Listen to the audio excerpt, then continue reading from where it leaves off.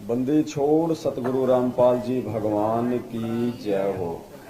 परम पिता परमात्मा सारी सृष्टि के रचनहार, कुल मालिक, असंख्य ब्रह्मांडों के स्वामी, जगत गुरु, तीनों लोकों में प्रवेश करके सबका भरण पोषण करने वाले संत शिरोमणि सतगुरु रामपाल जी परमेश्वर जी के चरण कमल में आज दिनांक 20 अगस्त 2022 महाराष्ट्र का बम्बई शहर है और बम्बई में हम कल्याण में सात संगति में बैठे हुए हैं। परमात्मा की विशेष दया, विशेष मेहर उनके सत्सेवक बच्चों पे, साध संगतियों की दिन ब दिन परमपिता परमेश्वर का मिशन और ये बरवाला कांड की सच्चाई भगत समाज में जा रही है। किसी न किसी माध्यम से परमात्मा, चाहे वो समाचार पत्र हो, चाहे कोई पैम्पलेट हो, चाहे साध संगति हो, चाहे वीडियो हो, सच्चाई को जन जन तक पहुंचा रहे हैं। पुण्यात्माओं, एक समय परमात्मा ने सत्संग में कहा था कि ये जो नकली संत हैं, महंत हैं, शंकराचार्य हैं, ये सच्चाई का सामना नहीं कर सकते क्योंकि इनकी साधना गलत है, इनकी भक्ति विधि गलत है, इनकी जो आध्यात्मिक क्रियाएं हैं वो गलत हैं। ये समाज को अपने अज्ञान के चलते पेट भरने के लिए उल्टी शिक्षा दे रहे हैं, सबको काल भगवान के मुख में धकेल रहे हैं। परमात्मा ने अनेकों बार उनको आमंत्रित किया ज्ञान चर्चा के लिए, लेकिन वो सामने नहीं आए। अंत में परमात्मा ने कहा कि कोई बात नहीं, अगर ये लोग सामने नहीं आते हैं तो हमारे को परमात्मा ने सोशल मीडिया दी है, समाचार पत्र दिए हैं, हम जन जन तक अपने सदग्रंथों में लिखी सच्चाई को पहुंचाएंगे और जब आम जनता सच्चाई से परिचित हो जाएगी तो इनको मुंह दिखाने के लायक भी जगह नहीं मिलेगी। और पिछले 27 वर्षों से सतगुरु रामपाल जी भगवान ने इसी मिशन के ऊपर काम किया। उन्होंने सत्संग किए, पुस्तकें छपवाई, टीवी चैनलों पे सत्संग चलवाए, समाचार पत्रों के माध्यम से परमात्मा ने शास्त्र अनुकूल विधि क्या है इसके विषय में भगत समाज को जागृत किया और परमेश्वर का जो संघर्ष था आज वो रंग लाया। लाखों की संख्या में परमात्मा चाहने वाली आत्मा उनसे जुड़ी। ठीक इसी प्रकार पुण्यात्माओं, बरवाला कांड 2014 के बाद से एक बार उन्हीं काल प्रेरित लोगों की तरह, नकली धर्म गुरुओं की तरह, संतों और महंतों की तरह स्वयं सतगुरु रामपाल जी भगवान का कलयुगी परिवार, उनका भाई, उनके बेटा बेटी, उनके रिश्तेदार और सतलोक आश्रम मैनेजमेंट हरियाणा, इन्होंने पाखंड की हदें पार की। हमेशा इन्होंने ज्ञान विरुद्ध, भक्ति विरुद्ध वही कुकर्म किए जिससे कि बार बार उस परमात्मा की सीने पे चोट लगे। और 2014 का बरवाला कांड उन्हीं मनवस लोगों की अज्ञानता का एक जो है परिणाम था, जो आज हम सभी को भुगतना पड़ रहा है। पिछले 7 वर्षों से परमात्मा जेल में बैठे हुए हैं और पुण्यात्माओं, अब परमेश्वर ने दया बख्शी है साध संगतियों की। साध संगतियों के माध्यम से बरवाला कांड और बरवाला कांड से लेके आज तक इन्होंने जितने भी पाखंड किए हैं, सतगुरुदेव जी के आदेशों की आड़ में संगत को बहकाया है, बरगलाया है, दान धर्म के नाम पे संगत को करोड़ों में ठगा है। पिछले 7 वर्षों से शंका समाधान और साध संगतियों के माध्यम से सच्चाई भगत समाज में जा रही है। परमेश्वर की आत्माएं दिन ब दिन सच्चाई से परिचित होके उन काल प्रेरित लोगों का साथ छोड़ रही हैं। हाल ही कुछ दिन पहले सतगुरु प्रगट दिवस को लेके सभी साध संगत से जुड़े भाई बहनों ने परमात्मा जी का एड निकलवाया पूरे भारतवर्ष में और एक टहलका समाचार, एक खलबली सी मची गुरुदेव के कलयुगी परिवार और इस मैनेजमेंट के बीच में। हिलने लगे ये लोग, यदि संगत सच्चाई से परिचित हो गई तो हमारी रोजी रोटी कैसे चलेगी, इन फर्जी आश्रमों में संगत कैसे आएगी, आएगी नहीं तो पाठ कैसे करवाएगी, ज्योति और दान का पैसा कैसे देगी, हमारी अय्यासियां कैसे पूरी होंगी। उसी के सिलसिले में आज दैनिक भास्कर में हम लोगों ने एक एड निकलवाया हरियाणा के लिए, फुल पेज में 2 पेज का एड, फुल पेज जिसको जैकेट कहते हैं, जैकेट का मतलब होता है अखबार में सबसे ऊपर जो पेज लगता है उसको कहते हैं जैकेट। सबसे पहले वो आज हमने निकलवाया 2 पेज का, लाखों रुपया देके। और अभी शाम को 8 बजे, आज 20 अगस्त को, क्योंकि कल 21 अगस्त को हमारा ऐड आना था रविवार को, अभी 20 अगस्त को 8:30 बजे दास लाइव आया था। आप सभी भाई बहनों को पता है, आपको दास ने जानकारी भी दी थी कि ऐसे ऐसे परमात्मा दया कर रहे हैं, सच्चाई पूरे हरियाणा में जाएगी, जन जन तक पहुंचेगी। और पूरी हिस्ट्री परमात्मा ने लिखवाई थी उसमें, बरवाला कांड से लेके सतगुरु रामपाल जी भगवान के भगवान होने के सारे प्रमाण, उसमें सब कुछ खुल के 2 पेज का पूरा फुल, लाखों रुपए में हमारी बात हुई, फाइनल हो गया, ऐड सब कुछ फाइनल हो गया। 8:30 बजे जैसे दास लाइव आया, संगत को सूचना दी, वैसे ही इन काल प्रेरित लोगों के कान खड़े हो गए कि तुम्हारी तो रोजी रोटी बंद हो जाएगी, तुम्हारा तो धंधा बंद हो जाएगा। खलबली मची इनके अंदर भयंकर तरीके से, और इन्होंने अपने सोर्स का उपयोग करना शुरू किया। इन्होंने उन भक्तों के वो कर्म फोड़ने शुरू किए जो भगत आज अपने पिछले संस्कारों के आधार से ऊंचे ऊंचे पद और पोस्ट पे हैं। उन भक्तों के माध्यम से इन्होंने 21 अगस्त 2022 को जो ऐड आना था पूरे हरियाणा में, जो इनका पाखंड जनमानस के सामने नंगा होना था, इन्होंने हमारी ऐड को रुकवा दिया है। दैनिक भास्कर से हमारे पास में फोन आया, उन्होंने कहा सर ऐसे ऐसे हमारे पास में कुछ लोगों की टीम आई थी जो आप ही के संगत के हैं, और उन लोगों ने कुछ डॉक्यूमेंट्स वगैरह पेश करके इस ऐड को रुकवा दिया है। अपने आत्माओं, ये अंदर की बात है, डॉक्यूमेंट्स पेश किए हैं या फिर क्या पेश किया है। आप लोगों का दान पुण्यात्माओं ऐसे बर्बाद किया जा रहा है। हम यदि 20 लाख की ऐड निकलवा रहे थे तो पुण्यात्माओं उस ऐड को रुकवाने के लिए क्या किया होगा इन लोगों ने। ऐसे कोई ऐड नहीं रोकता एक कागज लगा देने से, राष्ट्रीय स्तर का अखबार है, ऐसे किसी की छोटी मोटी जैक लगाने से, चेक लगाने से वो ऐड नहीं रोकते। इन्होंने कितने आपके दान का दुरुपयोग किया होगा इस सच्चाई को रोकने से। भगवान के भगवान होने के विषय में प्रमाण जो जगत वाले देखते तो उनकी आंखें फटी की फटी रह जाती कि परमात्मा तो ये है, असली परमेश्वर तो ये है जो हिसार जेल में बैठा हुआ है। और आम हरियाणा की संगत को इस बात का पता चलता कि भाई ये जो बरवाला कांड है ये खुद इन्हीं के भाई का, इन्हीं के परिवार के षड्यंत्र का नतीजा है। उस गद्दार भाई महेंद्र ने संत रामपाल जी भगवान को साइड से हटा के और खुद जो है वो गद्दी प्राप्त करना चाहता था। इतना भयंकर षड्यंत्र उसका। लेकिन आज इन लोगों ने हमारे ऐड को रुकवा दिया है। तो पुण्यात्माओं आप समझ सकते हैं कि किस प्रकार से काल भगवान इन लोगों के ऊपर हावी है। लेकिन कोई बात नहीं, जरूर इसमें भी परमात्मा की कोई न कोई मेहर होगी, कोई न कोई रजा होगी। परमात्मा हो सकता है इससे भी बड़ा कोई धमाका और किसी मीडिया के माध्यम से और किसी टीवी चैनल के माध्यम से या और किसी सोर्स के माध्यम से जन जन तक हो सकता है ये सच्चाई पहुंचाना चाहते हों। तो हम तो मालिक की रजा में राजी रहने वाले हैं। और यदि हमसे कोई गलती हुई है तो हम सतगुरु रामपाल जी भगवान से नाक रगड़ के क्षमा याचना मांगते हैं कि परमेश्वर, हम जीव हैं, नासमझ प्राणी हैं, बेबुद्धि के प्राणी हैं। हो सकता है यदि इस ऐड को निकलवाने में हमसे कोई त्रुटि हो रही हो तो परमेश्वर आप हमें माफ करें, आप हमें क्षमा करें। परमात्मा आप हमें सद्बुद्धि दें परमेश्वर, और आगे इसी प्रकार से हमारे ऊपर सेवाओं की आप जी रजा बख्शें। तो एक छोटी सी सूचना थी जो आप सभी भाई बहनों को देनी थी। लेकिन पुण्यात्माओं, इस प्रकार की छोटी मोटी घटिया हरकतों से हमारा कोई जो मनोबल है वो डाउन होने वाला नहीं है। कहते हैं ना कि शेर यदि 2 कदम पीछे हटता है तो वो डर के नहीं हटता, वो शिकार पे और तेजी से झपट्टा मारने के लिए हटता है। तो हो सकता है परमात्मा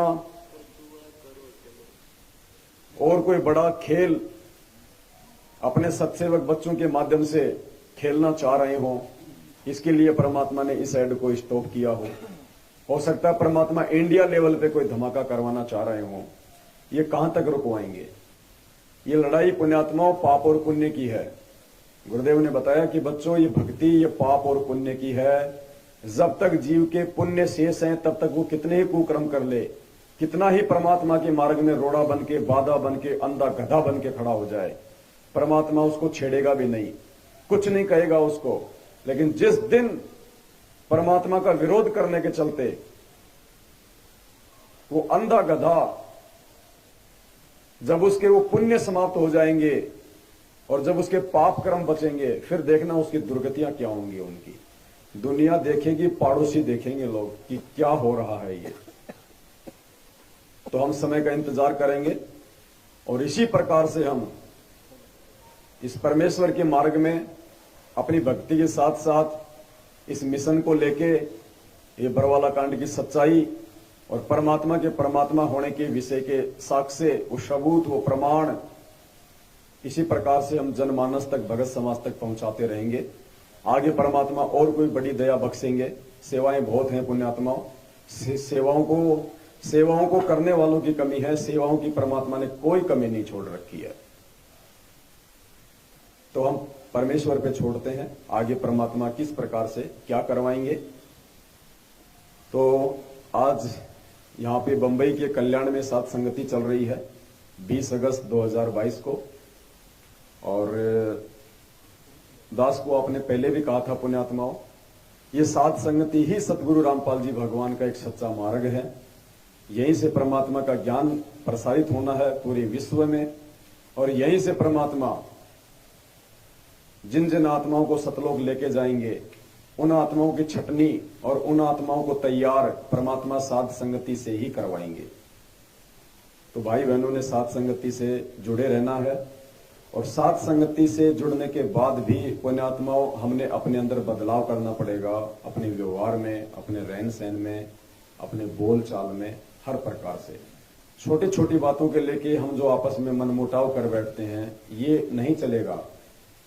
अगर अभी भी ऐसा है तो वो भगत इस मार्ग पे लंबी रेस का घोड़ा बन के नहीं चल पाएगा, हट जाएगा वो एक दूसरे से मनमुटाव करके। क्योंकि ये मार्ग प्यार प्रेम का है, एकता का मार्ग है, मनमुटाव का मार्ग नहीं है। एक दूसरे की निंदा, चुगली, टांग खचाई, राग द्वेष का मार्ग नहीं है। इन सब बातों से परमात्मा महादुखी होते हैं। तो सभी भाई बहन आपस में अगर कोई एक दूसरे को दो बातें अगर ज्यादा भी बोल देता है तो ये आपकी परीक्षा है। परमात्मा आपकी सहनशीलता की परीक्षा ले रहा है कि आपके अंदर कितनी सहन शक्ति है। अगर नहीं है तो फेल हो जाएंगे। कल को फिर उसी भगत के रूप में काल भगवान ऊपर अपने एजेंट को खड़ा कर देगा, वो तुम्हें और भी ज्यादा दुखी करेगा, परेशान करेगा, वहां भी तुम सहन नहीं कर पाओगे। ये थोड़ी पता चलेगा कि मैं सतलोक जा रहा हूं, मैं त्रिकुटी पे जा रहा हूं।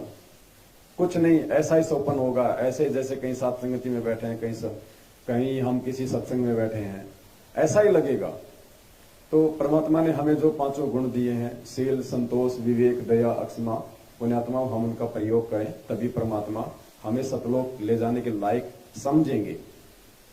वरना कोई फायदा नहीं होगा इतना त्याग, बलिदान, मेहनत, परिश्रम, दान धर्म करने का। तो आज सतगुरुदेव जी के आशीर्वाद से इस बॉम्बे की साध संगति के माध्यम से एक बहुत ही विशेष और महत्वपूर्ण टॉपिक पे हम बातचीत करेंगे। एक नया विश्वास आप सभी भाई बहनों को मिलेगा और आपके अंदर ये दृढ़ता आएगी कि वास्तव में साध संगतियों के माध्यम से परमात्मा जो खुलासे करवा रहे हैं, अपने इस सत मार्ग का जो आगे प्रचार प्रसार करवा रहे हैं, ये बिल्कुल सत्य है। और जिन आत्माओं को परमात्मा ने निमित्त बना रखा है साध संगति के लिए, वो बिल्कुल सत्य हैं। उनकी प्रत्येक बात को हमने गुरु जी के ज्ञान से तोल तोल के अपने जीवन में उतारना भी चाहिए। तो पुण्यात्माओं, आज एक ऐसा ही विषय है हमारे सामने। परमपिता परमेश्वर जी द्वारा लिखित ये एक पवित्र ग्रंथ है, मुक्ति बोध। ये मुक्ति बोध ग्रंथ हमारे सामने है और एक विशेष टॉपिक आज इसमें है मीराबाई जी की कथा। और मीराबाई जी की जो कथा है, ये तो हम आज पढ़ रहे हैं। ये जो प्रमाण है इसके अंदर एक विशेष प्रमाण, वो तो परमात्मा ने अब दिया है 5-10 दिन पहले। और ये दास आप सभी भाई बहनों को पिछले 1 साल से बोलता आ रहा है कि भाई मीराबाई की मुक्ति नहीं हुई है, मीराबाई पार नहीं हुई है, उसका मोक्ष नहीं हुआ है, वो सतलोक नहीं गई है। क्योंकि पार करने का वक्त वर्तमान समय है। इस समय परमात्मा पार करेगा सभी आत्माओं को, अगर वो मर्यादा के साथ में टिकी रहेंगी तो। और एक विद्या नाम की बहन है जो आप लोग जानते होंगे, एक बार दास के साथ साथ संगति में आई थी। साथ संगति से भगवान ने उसको जोड़ दिया था, परमात्मा ने उसको बता दिया था कि तू मीरा की आत्मा है। लेकिन पुण्यात्माओं, ये मालूम पड़ जाने मात्र से कि कौन मीरा की आत्मा है, कौन नानक की आत्मा है, कौन धन्ना जी की आत्मा है, कोई फायदा नहीं। हम सब किसी न किसी की आत्मा है। हमने अनेकों जन्म भोगे हैं, यहाँ पे करोड़ों, हम किसी न किसी की आत्मा है। और यहां तो मीरा से भी टॉप आत्माएं बैठी होंगी, और टॉप आत्मा हम उनको कह नहीं सकते, क्योंकि अगर वो इतनी अच्छी आत्माएं होती तो आज इस कलयुग में क्यों धक्का खा रही है दोबारा, क्यों मां के गर्भ से जेल में लिपट के आई, क्यों इतने कष्ट उठाए। अगर वो इतनी अच्छी आत्मा थी, नानक जी, मीरा जी, जितने भी महापुरुष परमात्मा ने नाम बताए हैं, जो रह गए, पार नहीं हो पाई अपनी गलतियों के चलते, गुरु को भगवान ना मान पाने के चलते, अगर वो इतनी अच्छी आत्मा थी तो क्यों धक्के खा रही है आज यहाँ के। तो ऐसी एक आत्मा मीरा के बारे में परमात्मा ने ये कथा लिखी हुई इसमें, मुक्ति बोध पेज नंबर 212 पे मीराबाई की कथा है। पेज नंबर 209 पे मीराबाई की कथा है मुक्ति बोध में, जो कि सतगुरु रामपाल जी भगवान जी के द्वारा लिखित ये ग्रंथ है। एक विशेष इसके अंदर सबूत है, एक प्रमाण है। तो आज हम इसी कथा के ऊपर चलेंगे, आज हम चर्चा करेंगे। भगत जी दास ने पहले भी कहा था, जब दास लाइव आता है कोई चीज में छेड़छाड़ मत किया करो भगत जी। मैंने नागपुर में भी हाथ जोड़े थे आप सभी लोगों से। अब अच्छा खासा चल रहा था, क्या छेड़ने की जरूरत थी, वापस करो उसका वॉल्यूम, फिर मुझे जोर लगाना पड़ेगा। तो क्या जरूरत थी फिर ये लाने की, जब इतने डर रहे हैं हम यहाँ पे साथ संगति करने से, क्या जरूरत है फिर इनको लाने की, क्या दिक्कत है भगत जी, किसको प्रॉब्लम हो रही है यहाँ पे। थोड़ा सा हम कौन सा भगत जी यहाँ पे कोई डीजे थोड़ी बजा रहे हैं, अब इतना तो आदमी बोलेगा ना। देखो भगत जी, साथ संगति कहीं भी रखवाओ, अपनी पूरी व्यवस्था देखा करो भाई पहले। अगर हमें लगता है कि नहीं हो पाएगा यहाँ पे सेटल, भाई किसी को दिक्कत है, अड़ोसी को पड़ोसी को, तो नहीं करवानी चाहिए भाई। जल्दबाजी का काम थोड़ी है, थोड़ी कि साथ संगति मेरे घर पे हो जाएगी तो मेरे को मोक्ष मिल ही जाएगा। मोक्ष तो मालिक की मर्यादा से और उसकी भक्ति से मिलेगा भगत जी, साथ संगतियां रखवाने से नहीं मिलेगा। वो रामदेव भगत जो है, वो किशनगढ़ वाला, उसने बहुत साथ संगतियां रखवाई, अब क्या हो गया, लग गए उस पर काल का दाव, अब वो साथ संगति के विरोध में आ गया। तो साथ संगति रखवाने मात्र से कोई भला नहीं होने वाला है। तो मीराबाई जी की जो कथा है, इसके ऊपर आज हम चलेंगे। पेज नंबर 209 है। पुण्यात्माओं, ध्यान से सुनना, आपकी आंखें खुलेंगी। दास ने आपको इतने बार वीडियो बना बना के पहले कहा था कि भाई मीराबाई पार नहीं हुई, मीराबाई पार नहीं हुई।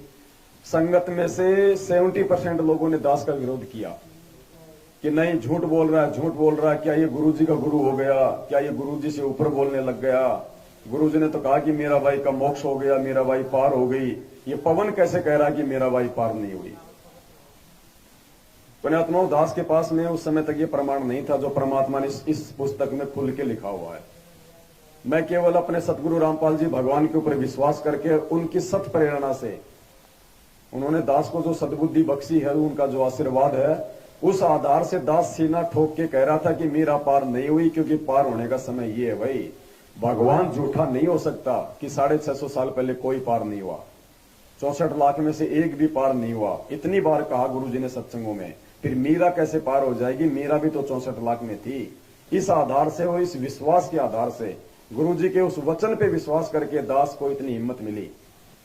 ये प्रमाण मेरे पास में भी नहीं था स्पष्ट कि मेरा पार हुई या नहीं हुई।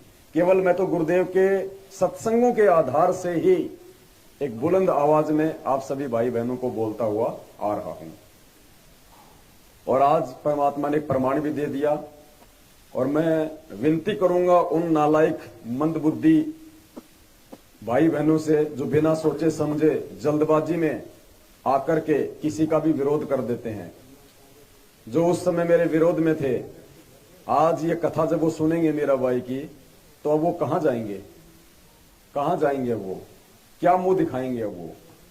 तो पुण्यात्माओं, परमात्मा ने इस 2 कौड़ी के जीव को, इस 2 कौड़ी के कुत्ते को, पवन दास को, आप सभी भाई बहनों को सतगुरुदेव जी के हिसार जेल से बाहर आने तक भक्ति मार्ग पे जीवित रखने की सेवा लगाई है।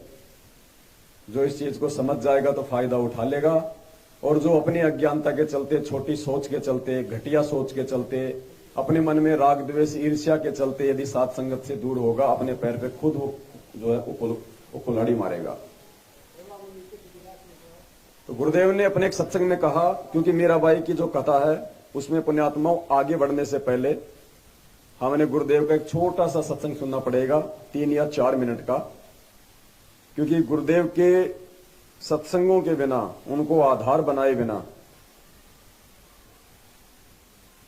हमें कोई भी चीज समझ में नहीं आएगी।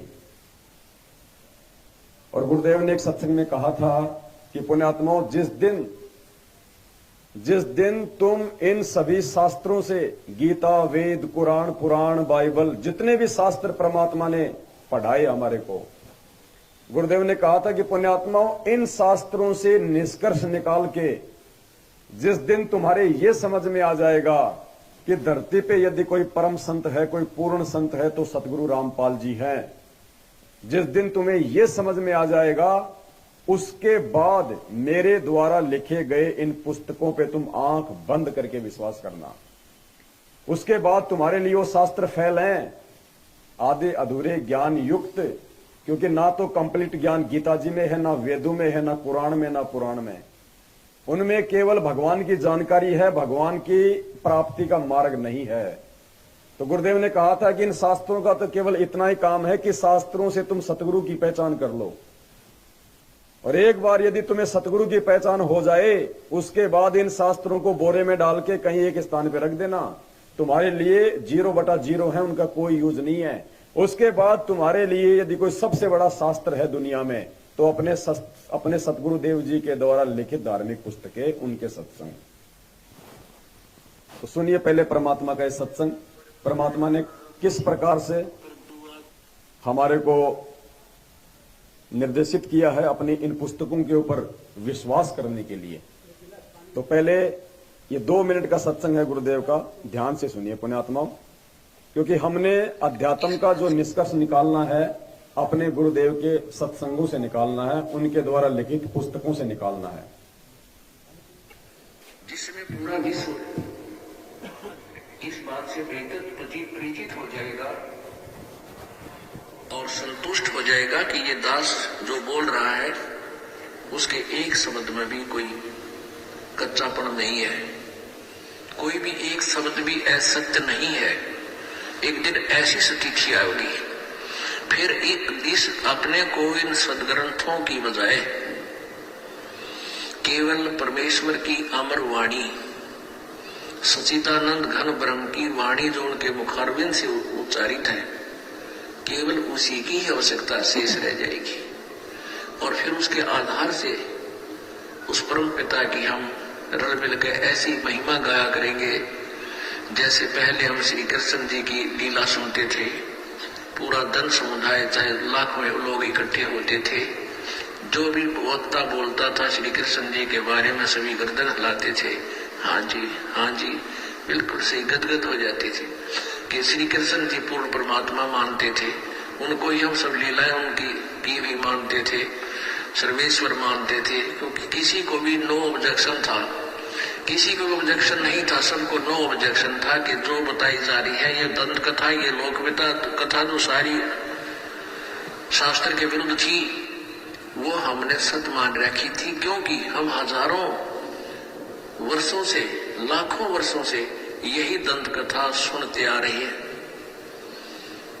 इसलिए प्रत्येक को गुंजाइश नहीं रही ऑब्जेक्शन करने की। अब इसी तरह ये दास चाहता है कि आपको इतना फीड कर दूं ये अध्यात्म ज्ञान सदग्रंथ को दिखा दिखा के, एक दिन आपके हृदय में ये समा जावे कि कबीर इज गॉड। और सत्य है, इस सत्य को आप स्वीकार जब कर लोगे, फिर हमें सदग्रंथों की नहीं, परमात्मा की केवल एक अमर वाणी की आवश्यकता पड़ेगी, और फिर अपने दिन रात भजन किया करेगी।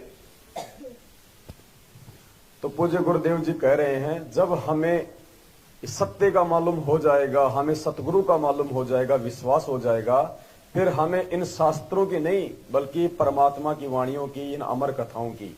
तो परमात्मा कौन है? सतगुरु रामपाल जी भगवान। और अमर कथा क्या है? उनके द्वारा इन पुस्तकों में लिखी गई ये कथाएं, जैसे ये मीराबाई की कथा। तो गुरुदेव कह रहे हैं कि सच्चाई से परिचित होने के बाद में तुम्हें शास्त्रों की जरूरत नहीं, फिर तुम्हारे गुरुदेव के द्वारा लिखित जो पुस्तकें, जो उनके सत्संग हैं, वो तुम्हारे लिए सबसे बड़े शास्त्र हो जाते हैं। तो आज परमपिता परमेश्वर सतगुरु रामपाल जी भगवान जी के द्वारा लिखित ये एक पवित्र शास्त्र मुक्ति बोध, पेज नंबर 209, मीराबाई की कथा। पुण्यात्माओं ध्यान से पढ़िएगा। मीराबाई जी का जन्म राजपूत जाति में हुआ था। महिलाओं को घर से बाहर जाने पर प्रतिबंध था, परंतु मीराबाई ने किसी की परवाह नहीं की। फिर उसका विवाह राजा से हो गया। राणा जी धार्मिक विचार के थे। उसने मीरा को मंदिरों में जाने से नहीं रोका, अपितु लोक चर्चा से बचने के लिए मीरा जी के साथ 3-4 महिला नौकरानी भेजने लगा, जिस कारण से सब ठीक चल रहा। कुछ वर्ष पश्चात मीरा जी के पति की मृत्यु हो गई। देवर राजगद्दी पर बैठ गया। उसने कुल के लोगों के कहने से मीरा को मंदिर में जाने से मना किया, परंतु मीराबाई जी नहीं मानी, जिस कारण से राजा ने मीरा को मारने का षड्यंत्र रचा। विचार किया कि ऐसी युक्ति बनाई जाए कि यह भी मर जाए और बदनामी भी ना हो। यानी एक तो हमें हमारे परमपिता परमात्मा पे ये विश्वास होना चाहिए कि यदि हम वास्तव में भगवान की भक्ति कर रहे हैं, गुरु जी के वचनों पे है, मर्यादा में है, और यदि हम सही चल रहे हैं भक्ति मार्ग पे, अपने भगवान पे विश्वास करके, तो हमारे पीछे से चाहे हमारे दुश्मन या वो ज्ञानहीन व्यक्ति जो हमसे राग द्वेष और ईर्ष्या रखते हैं, वो चाहे कितनी ही घटिया कोशिशें हमारे को दुखी करने की, हमारे को मारने की, परेशान करने की क्यों ना करें, परमात्मा उनके हर षड्यंत्र को फेल करेगा। परमात्मा उनके प्रत्येक षड्यंत्र को फेल करेगा। क्यों? क्योंकि परमात्मा उस मर्यादित आत्मा के पल पल साथ में रहता है, साईं की तरह। वो दिखाई नहीं देता, ये बात अलग है। परमात्मा उस आत्मा से दूर नहीं होता है। और पुण्यात्मा यही कारण है आज 2014 बरवाला कांड के बाद से आज तक जो परमेश्वर ने सात संगति से लाखों हजारों आत्माओं को जोड़ रखा है, किसी का हाथ का नाखून भी नहीं उतरने दे रहा परमात्मा। जो मर्यादा में है, अमर्यादित तो मरेगा भी, एक्सीडेंट भी होगा, बीमार भी होगा, सब कुछ होगा, लेकिन जो भगत मर्यादा में है, परमात्मा उसका बाढ़ विवाह का नहीं होने दे रहा। साईं की तरह पल पल परमात्मा उस अपनी आत्मा के साथ में रहता है। ये विश्वास करके चलना आप लोग। हमें नहीं दिखाई देंगे गुरु जी, क्योंकि वो शब्द रूप है, शब्द स्वरूपी राम है। वो भले हमें दिखाई ना दे, लेकिन पल पल हमारे साथ में रहेगा। तभी तो आज हम इतने हंसते खेलते साथ संगतियों में आ रहे हैं, इतनी उमंग के साथ में। वरना दूसरी तरफ वो सतलोक आश्रम मैनेजमेंट हरियाणा के पीछे लगे हुए भाई बहन देख लो, आए दिन उनके घरों में अकाल मौतें हैं, लड़ाई झगड़े, आए दिन सार नाम तक लिए हुए लोग दुर्घटनाओं में मर रहे हैं। शर्म की बात है ये। भगवान के भगत का तो बाल विवाह का नहीं कर सकता ये काल भगवान। फिर उनके घरों में ऐसी दुर्गतियां क्यों? क्योंकि उनकी मर्यादा नहीं है। सतलोक आश्रम मैनेजमेंट और गुरुजी के परिवार का साथ ही मर्यादा तोड़ना है। जब तक आप उनकी संगति में हैं, आप उनके कहने से नामदान केंद्रों पे जा रहे हैं, उनके फर्जी आश्रमों में जा रहे हैं, उनके द्वारा दिए गए झूठे आदेशों को फॉलो करेंगे, उनको दान धर्म करेंगे, आप सतगुरु रामपाल जी भगवान से कोसों दूर हैं। और आप और हम साथ संगत से जुड़े हुए सत्संग भाई बहन 2014 से उनकी किसी भी बात को फॉलो नहीं करते हैं। केवल सतगुरु रामपाल जी भगवान के ज्ञान को ही सच्चा मान के, मार्गदर्शक मान के, साथ संगति से जुड़ के हम आगे बढ़ रहे हैं। तो परमात्मा शब्द रूप में पल पल हमारे साथ में साईं की तरह रहता है। एक छोटी सी एक कथा है एक भाई की, जगत वाला है, लेकिन जो कथा है वो हमारे मतलब की है और हमें बहुत बड़ी एक उससे शिक्षा मिलेगी। हमारे विश्वास को भी जो है वो दृढ़ता मिलेगी कि कैसे परमात्मा चाहने वाली आत्माओं के साथ में रहता है। जो व्यक्ति तन मन धन से अपनी भक्ति करता है, पूरे विश्वास के साथ में उस आत्मा के साथ में परमात्मा रहते हैं। एक पल के लिए परमात्मा आत्मा से दूर नहीं होता, और फिर परमात्मा उन आत्माओं को किसी न किसी बहाने से विश्वास भी दिलाता है कि बेटा मैं तेरे साथ हूं, वरना तुझे ये काल एक सेकंड भी भक्ति नहीं करने दे। तो ये छोटी सी 5 मिनट की ये कथा है। सभी भाई बहन थोड़ा ध्यान से सुनिएगा, आप लोगों को समझ में आएगा। ये बात और है कि यहाँ पे जो ये वीडियो है ये किसी मोटिवेशन का है। जैसे बड़ी बड़ी कंपनियां होती हैं, उनके जो एम्प्लॉय होते हैं, उनके उत्साह को बनाए रखने के लिए, उनके मनोबल को बनाए रखने के लिए मार्केट में ज्यादा से ज्यादा वो काम करें, लोगों से पैसा कमा के कंपनी को दें। कंपनी वाले साल 6 महीने में उनको मोटिवेट करते हैं किसी ऐसे व्यक्ति को बुला के जो उनमें जोश पैदा कर दे।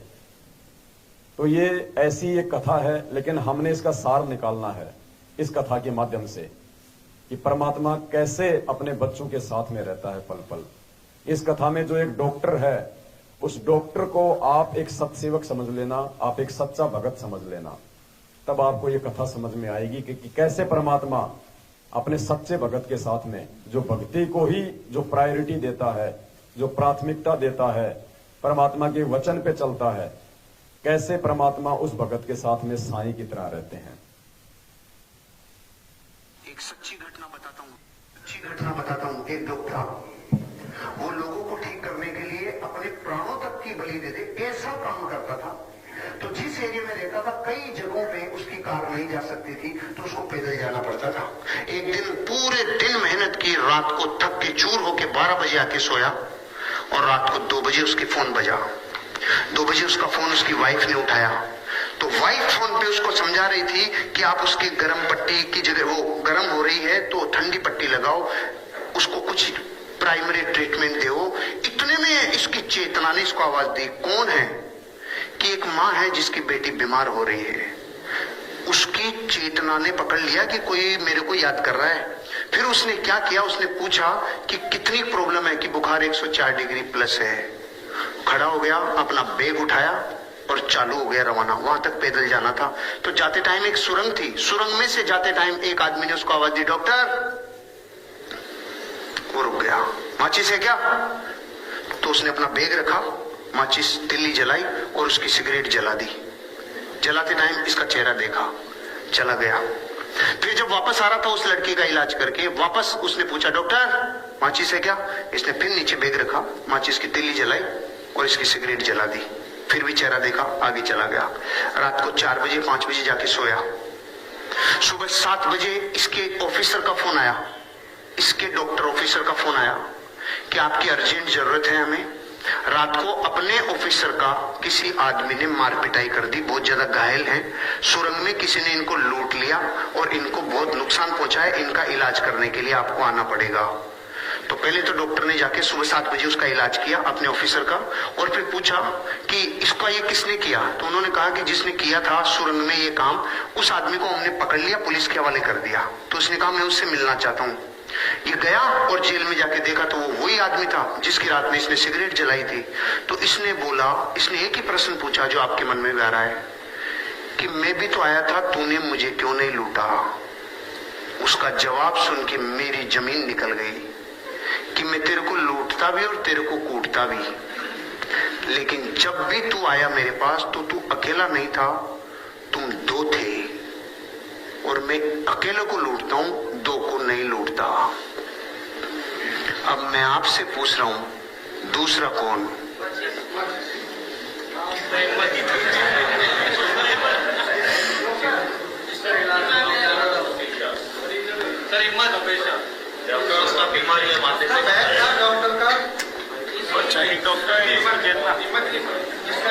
पहले तो मैं ये बता दूं कि वो जो आदमी कह रहा है ना डाकू, वो बिल्कुल सही कह रहा है।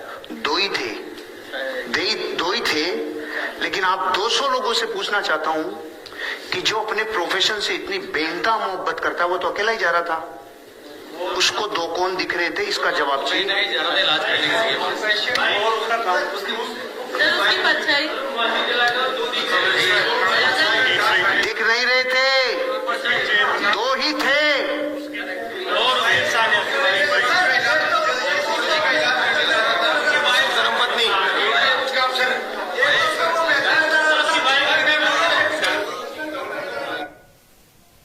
अब देखो पुण्यात्माओं, उस कंपनी के कोई 200 लोग सामने बैठे हैं, लेकिन सारे जगत वाले भक्तिहीन, जिनको एबीसीडी नहीं पता भक्ति और भगवान की। कोई कह रहा है उसके साथ में माचिस थी, कोई कह रहा है उसके साथ में सिगरेट थी, कोई कह रहा है उसकी पत्नी होगी, कोई कह रहा बैग था उसके साथ में, क्योंकि ध्यान भगवान की तरफ जाता ही नहीं किसी का। और वो समझा रहा है कि जो अपने धंधे से इतना बेइंतहा प्यार करता है, हम भक्तों का धंधा क्या है? भक्ति, मर्यादा, सेवा, और जो उसके लिए दिन रात एक कर दे, उसके साथ में फिर कैसे भगवान परछाई की तरह रहता है? क्योंकि डॉक्टर अपने धंधे से प्यार करता था।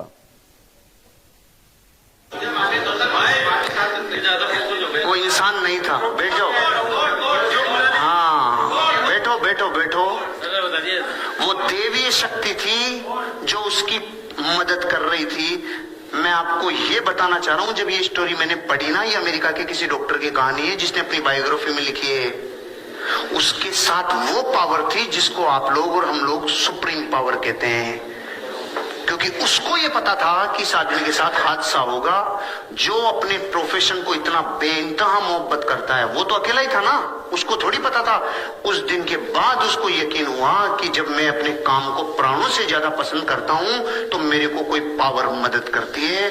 मैं आपको ये कहना चाह रहा था कि आपका ध्यान इतना ज्यादा मेटेरियलिस्टिक हो चुका कि आपको पावर शब्द पे विश्वास नहीं रहा। कि आप कोई कह रहा माचिस, कोई कह रहा है छाया। आपको ये तो पता है ना पावर्स होती है, तो यहां ध्यान क्यों नहीं गया? मेरा तो जैसे ही मैंने पढ़ा था ना ये स्टोरी, कि जैसे उसने कहा तू एक नहीं तू दो था, मैंने कहा भाई रे, वो दो ही थे भाई साहब। लेकिन डॉक्टर को थोड़ी पता चलता कि दो थे कि नहीं थे। तो पुण्यात्माओं, आप जी यकीन मानना,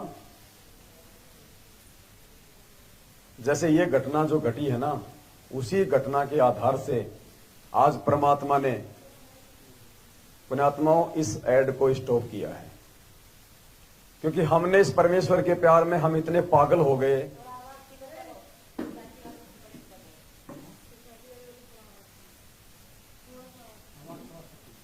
तो कोई ना, अपन वैसे बात कर लेंगे फिर।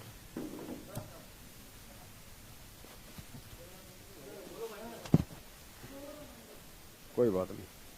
तो आज परमपिता परमेश्वर को मालूम था कि मेरे इन सत्सेवक बच्चों ने मेरे ऊपर आश्रित होकर, मेरे ऊपर विश्वास करके, अपने प्राणों तक की चिंता ना करके, हरियाणा में जो 2 पेज का ऐड ये निकलवा रहे हैं, लाखों रुपया खर्च करके।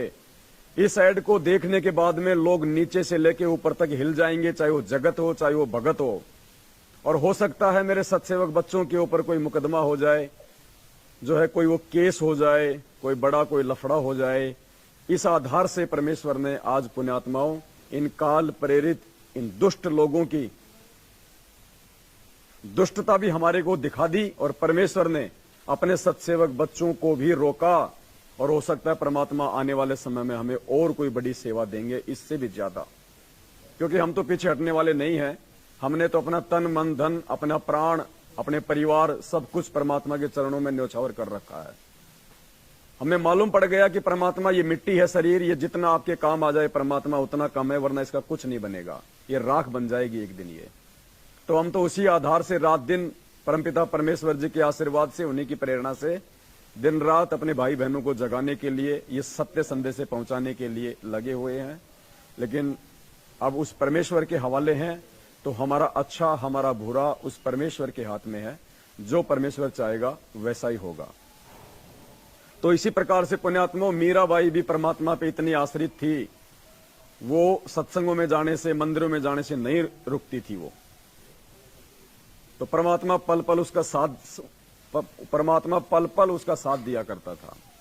तो आज हमारी जो माता बहनें हैं, जिनके हमारे पास में फोन आते हैं, छोटी छोटी बातों के लेके, जो भक्ति से अपना रास्ता चेंज कर लेती हैं। मेरा पति क्या कहेगा, मेरा ससुर क्या कहेगा, मुझे भक्ति नहीं करने दे रहे, मुझे कहते हैं तुझे घर से बाहर निकाल देंगे। अरे एक बार अगर इस मार्ग से हट गए तो परमात्मा सदा सदा के लिए रिजेक्ट कर देगा। फिर ये संघर्ष करने का मौका हर आत्मा को हर समय नहीं मिलता।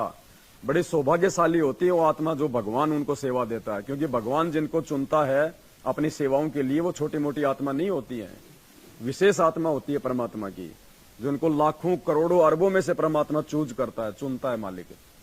तो पुण्यात्माओं, इसी प्रकार से कुछ वर्ष पश्चात मीरा जी के पति की मृत्यु हो गई। देवर राजगद्दी पर बैठ गया। उसने कुल के लोगों से के कहने से मीरा को मंदिर में जाने से मना किया, परंतु मीराबाई जी नहीं मानी, जिस कारण से राजा ने मीरा को मारने का षड्यंत्र रचा, लेकिन वो अंत तक नहीं मार पाया, क्योंकि भगवान पल पल उसके साथ में था, जैसे उस डॉक्टर के साथ में था परमात्मा। विचार किया कि ऐसी युक्ति बनाई जाए कि ये मर भी जाए और बदनामी भी ना हो। राजा ने विचार किया कि इसे कैसे मारें। राजा ने कहा कि सपेरे एक ऐसा सर्प ला दे कि डिब्बे को खोलते ही खोलने वाले को डंक मारे और व्यक्ति मर जाए। ऐसा ही किया गया। राणा जी ने अपने लड़के का जन्मदिन मनाया। उसमें रिश्तेदार तथा एक गणमान्य व्यक्ति आमंत्रित किए। राजा ने मीरा जी की बांदी नौकरानी से कहा कि ले, ये 20 कीमती हार है, मेरे बेटे का जन्मदिन है, दूर दूर से रिश्तेदार आए हैं, मीरा को कह दे कि सुंदर कपड़े पहनकर इस हार को गले में पहन ले, नहीं तो रिश्तेदार कहेंगे कि अपनी भाभी जी को अच्छी तरह नहीं रखता, मेरी इज्जत बेइज्जती का सवाल है। बांदी ने उस आभूषण के डिब्बे को मीराबाई को दिया। राजा का आदेश सुना दिया। उस आभूषण के डिब्बे में विशेला काले सफेद रंग का सरफ था। क्या था उस डिब्बे में? काले और सफेद रंग का विशेला। कुछ समझ में आई बात? आई कोई बात समझ में? ये कौन बता सकता है कि मीराबाई के पास में जो सरफ भेजा था वो काले और सफेद रंग का था? ये अंतर्यामी बता सकता है, भगवान बता सकता है। ये सतगुरु रामपाल जी भगवान ने बताया कि वो सरफ कैसा था, काला और सफेद। नहीं तो कौन बता देगा कि वो काला था, सफेद था, लाल था? किसको पता उस सरफ का? या तो मीरा को पता था, या उस राणा को पता था, तीसरे को, या फिर उसको जो लाया था सरफ सपेरा उसको पता होना चाहिए। बाकी तो गायब भी हो गया था फिर सरफ। तो कौन बता सकता है इस बात को? भगवान। तो सतगुरु रामपाल जी महाराज परमात्मा है, परमेश्वर हैं। वो ये भी बता देंगे वो कितने इंच का था, वो कितने फुट का था, वो कब जन्मा था, वो कब मरा था। तो परमात्मा ने यहाँ पे अपने अंतर्यामी होने का, अपने परमात्मा होने का एक सबूत पेश किया इस मीराबाई वाली इस कथा के माध्यम से, कि काले और सफेद रंग का, जबकि सांप तो नॉर्मली दिमाग में आएगा काले रंग का ही हो गया। काले और सफेद रंग का सरफ था। ये भगवान बता सकता है और कोई नहीं बता सकता। लोकवेद में काला ही बताया गया। हाँ। मीरा ने बांदी के सामने उस डिब्बे को खोला। उसमें हीरे मोतियों से बना हार था। मीराबाई ने विचार किया कि यदि मैं हार नहीं पहनूंगी तो व्यर्थ का झगड़ा होगा, मेरे लिए तो ये मिट्टी है। यह विचार करके मीरा जी ने वह हार गले में डाल लिया।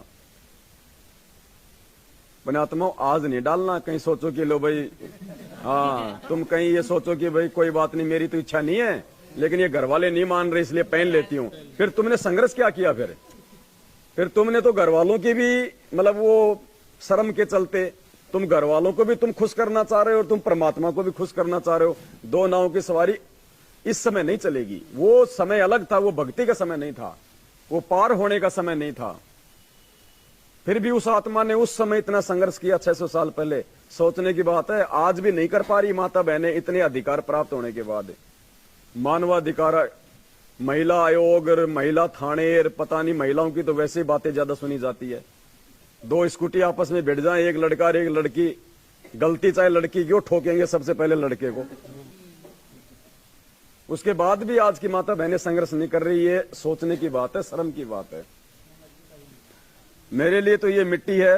ये विचार करके मीरा जी ने वह हार गले में डाल लिया। राजा का उद्देश्य था कि आज सर्प डंक से मीरा की मृत्यु हो जाएगी तो सबको विश्वास हो जाएगा कि राजा का कोई हाथ नहीं है। यानी भगत के साथ में अगर कोई धोखा भी कर रहा है तो परमात्मा ने यह प्रमाण दिया है कि अगर वास्तव में वो भगत होगा, भगवान पे विश्वास करने वाला। मर्यादा सबसे जरूरी बताई परमात्मा ने।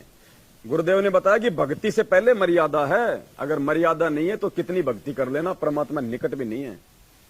हमारे सामने सर्प डसने से मीरा की मृत्यु हुई। कुछ समय उपरांत राजा मंत्रियों सहित तथा कुछ रिश्तेदारों सहित मीरा के महल में गया तो मीरा बाई जी के गले में सुंदर महंगा हार देखकर राणा बौखला गया और बोला, बदचलन, ये हार किस यार से लाई है। यानी परमात्मा के भगत को उसने इतनी गंदी भाषा बोली उसने कि हे बदचलन, अपने किस यार से ये हार लाई है। उसने देखा ये मरी नहीं और मैंने तो सांप भेजा था, उसको थोड़ी पता था कि वो हार बन गया। और बोला, हे बदचलन, ये हार किस यार से लाई है। मीरा बाई जी के आंखों में आंसू थे। बोली कि आपने ही तो बांदी के द्वारा भिजवाया था। वही तो है। बांदी को बुलाया तथा पूछा कि वह डिब्बा कहाँ है।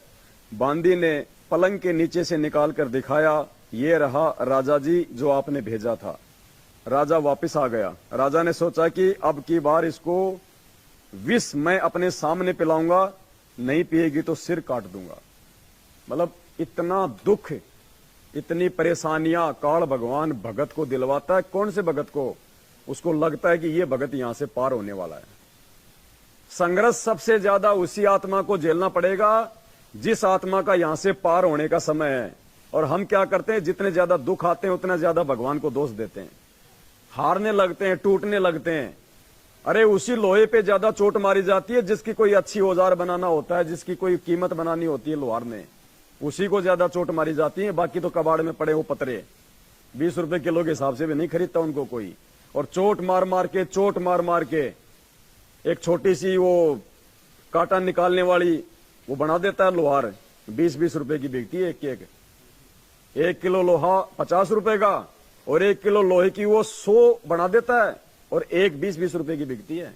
तो कितनी कीमत बनी। लेकिन वो कब बनी? जब लोहा पहले आग में तपा, फिर उसने उसकी चोट सही, तब जाके। तो पुण्यात्माओं, भगत वही सतलोक जाने के लायक होगा, उसी की कीमत बनेगी जो परमात्मा की भक्ति मार्ग में हर प्रकार से संघर्ष को सहन करेगा। छोटी छोटी बातों पे भक्ति छोड़ देने वाला, मन में दोष निकालने वाला, वो भगत नहीं चलेगा इस मार्ग में लंबा। मीराबाई को विष से मारने की व्यर्थ कोशिश। एक सपेरे ने कहा कि भयंकर विष ला दे जिसे जीभ पर रखते ही व्यक्ति मर जाए। ऐसा विष लाया गया। राजा ने मीरा से कहा कि ये विष पी ले, अन्यथा तेरी गर्दन काट दी जाएगी। मीरा ने सोचा कि गर्दन काटने में तो पीड़ा होगी, विष पी लेती हूं। मीरा ने विष का प्याला परमात्मा को याद करके पी लिया, लेकिन उन्हें कुछ नहीं हुआ। सपेरा बुलाया और उसने कहा कि ये नकली विष लाया है। सपेरे ने कहा कि ये वो प्याला कहाँ है। उसे प्याला दिया गया। सपेरे ने उस प्याले में दूध डालकर एक कुत्ते को वहीं पिला दिया। कुत्ता दूसरी बार जीभ भी नहीं लगा पाया, वहीं मर गया। इतना भयंकर विषैला सर्प था। उन्हें आत्मा और रोंगटे खड़े होते हैं। दास को यहां से लगे यहां तक पूरा वो हो गए वो खड़े। और परमात्मा कहते हैं 3.5 करोड़ जाप हो जाते हैं उस एक बार ये होने में, खड़े होने में। ये जो ये रोमकूप होते हैं ना, 3.5 करोड़ जाप हो जाते हैं।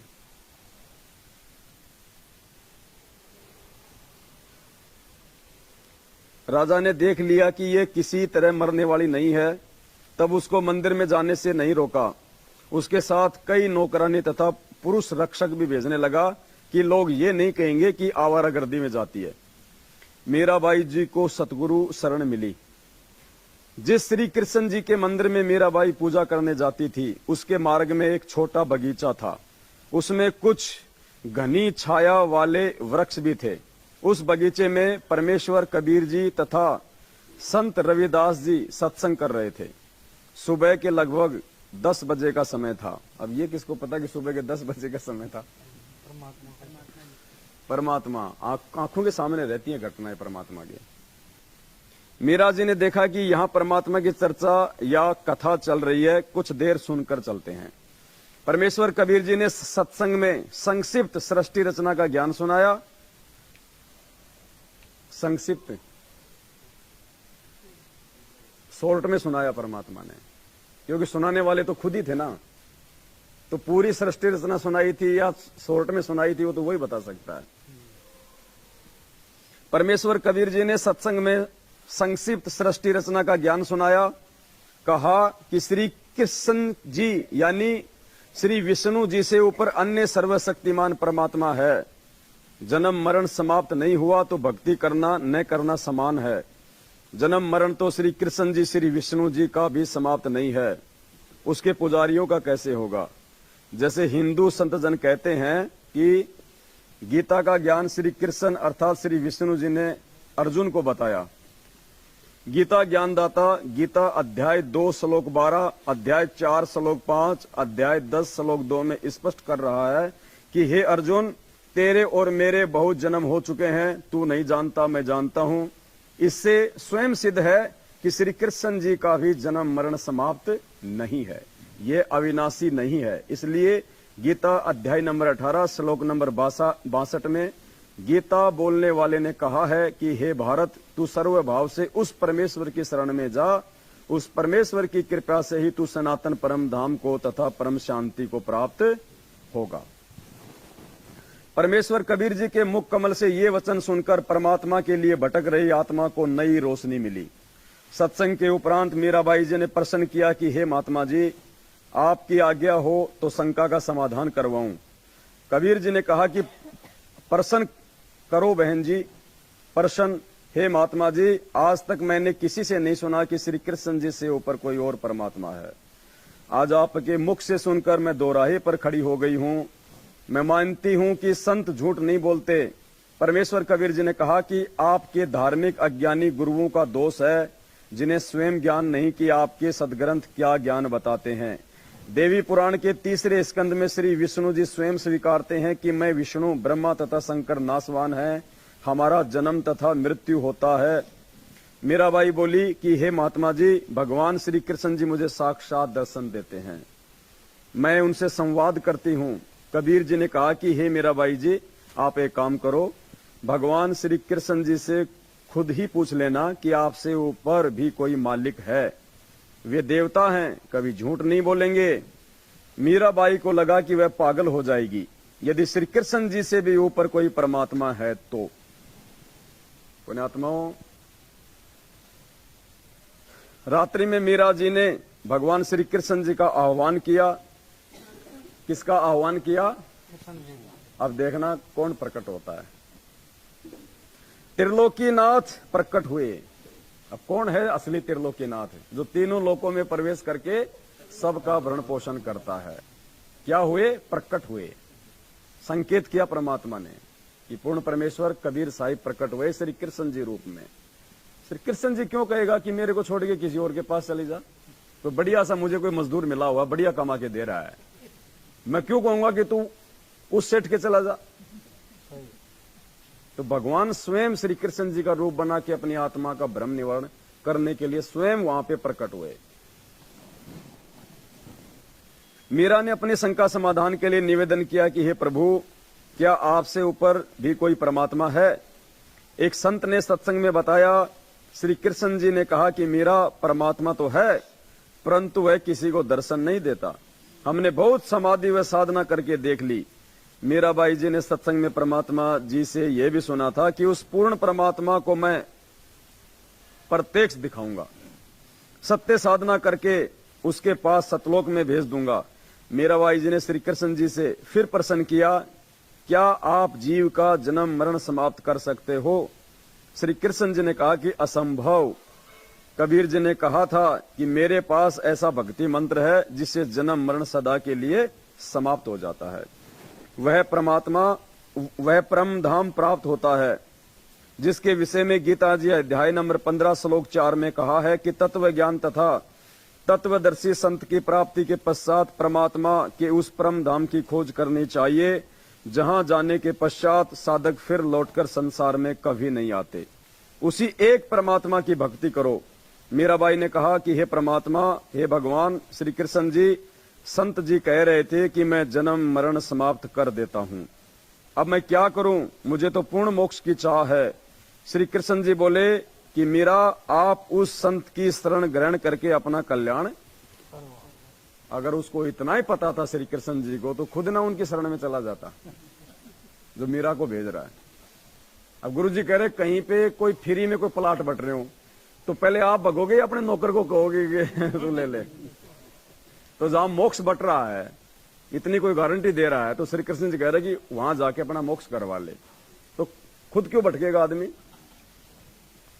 मुझे जितना ज्ञान था वह बता दिया। मीरा अगले दिन मंदिर नहीं गई, सीधी संत जी के पास अपनी नौकरानी के साथ जाकर दीक्षा लेने की इच्छा व्यक्त की तथा श्री कृष्ण जी से हुई वार्ता भी संत कबीर जी से साझा की। उस समय छुआछात चरम पर थी। ठाकुर लोग अपने को सर्वोत्तम मानते थे। परमात्मा मान बढ़ाई वाले प्राणी को कभी नहीं मिलता। मान बढ़ाई वाले प्राणी को कभी नहीं मिलता परमात्मा। मीराबाई की परीक्षा के लिए कबीर जी ने संत रविदास जी से कहा कि आप मीरा राठौड़ को प्रथम मंत्र, अब गुरु जी ने देखो उसका गोत्र भी बता दिया, राठौड़ थी वो, राजपूत जाति में राठौड़। ये और कहा कि मीरा राठौड़ को प्रथम मंत्र दे दो, ये मेरा आपको आदेश है। संत रविदास जी ने आज्ञा का पालन किया। संत कबीर परमात्मा जी ने मीरा से कहा कि बहन जी वो बैठे संत जी, उनके पास जाकर दीक्षा ले ले। बहन मीरा जी तुरंत रविदास जी के पास गई और बोली, संत जी दीक्षा देकर कल्याण करो। संत रविदास जी ने बताया कि मीरा बहन, मैं चमार जाति से हूं, आप ठाकुरों की बेटी हो, आपके समाज के लोग आपको बुरा भला कहेंगे, जाति से बाहर कर देंगे, आप विचार कर लें। मीराबाई अधिकारी आत्मा थी, परमात्मा के लिए मर मिटने के लिए सदा तत्पर रहती थी। बोली, संत जी आप मेरे पिता, मैं आपकी बेटी, मुझे दीक्षा दो। भाड़ में पड़ो संसार, कल को मैं कुतिया बनूंगी, तब ये ठाकुर समाज मेरा क्या बचाव करेगा। सत्संग में बड़े गुरुजी कबीर जी ने बताया है कि कबीर कुलकर्णी के कारण हंसा गया बिगोय, तब ये कुल क्या कर लेगा जब तू चार पाया का होए। चार पाया का यानी जानवर, उस समय क्या करेगा, ये तेरा समाज है, इसकी इज्जत रही है। शब्दार्थ, कबीर परमेश्वर जी सतर्क कर रहे हैं कि हे भगत, स्त्री पुरुष जो कुल परिवार व संसार की शर्म के कारण भक्ति नहीं करते, कहते हैं कि घर परिवार वाले व संसार के व्यक्ति मजाक करेंगे कि नाम दीक्षा लेकर दंडवत प्रणाम करते हो, अन्य देवी देवताओं की पूजा नहीं करते हो, श्राद्ध पिंडदान नहीं करते हो, तुम्हें शर्म आनी चाहिए। उन्होंने अपना मानव जीवन नष्ट कर लिया। भक्ति न करने से जब चार पैर के पशु यानी गधे, कुत्ते, सूअर, बैल आदि बनोगे, तब ये कुल व परिवार के व्यक्ति क्या बचाव करेंगे। भक्ति ने बचाव करना था, वह की नहीं, इसलिए भक्ति करो। संत रविदास जी उठकर संत कबीर जी के पास गए और सब बात बताई। परमात्मा बोले कि देर ना कर, ले आत्मा को अपने पाड़े में।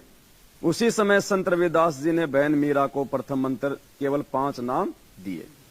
ये 5 नाम शरीर में बने कमलों को खोलने वाले हैं, राधा स्वामी पंथ वाले नहीं हैं, तथा न दामा खेड़े वाले गद्दी से दिए जाने वाले हैं।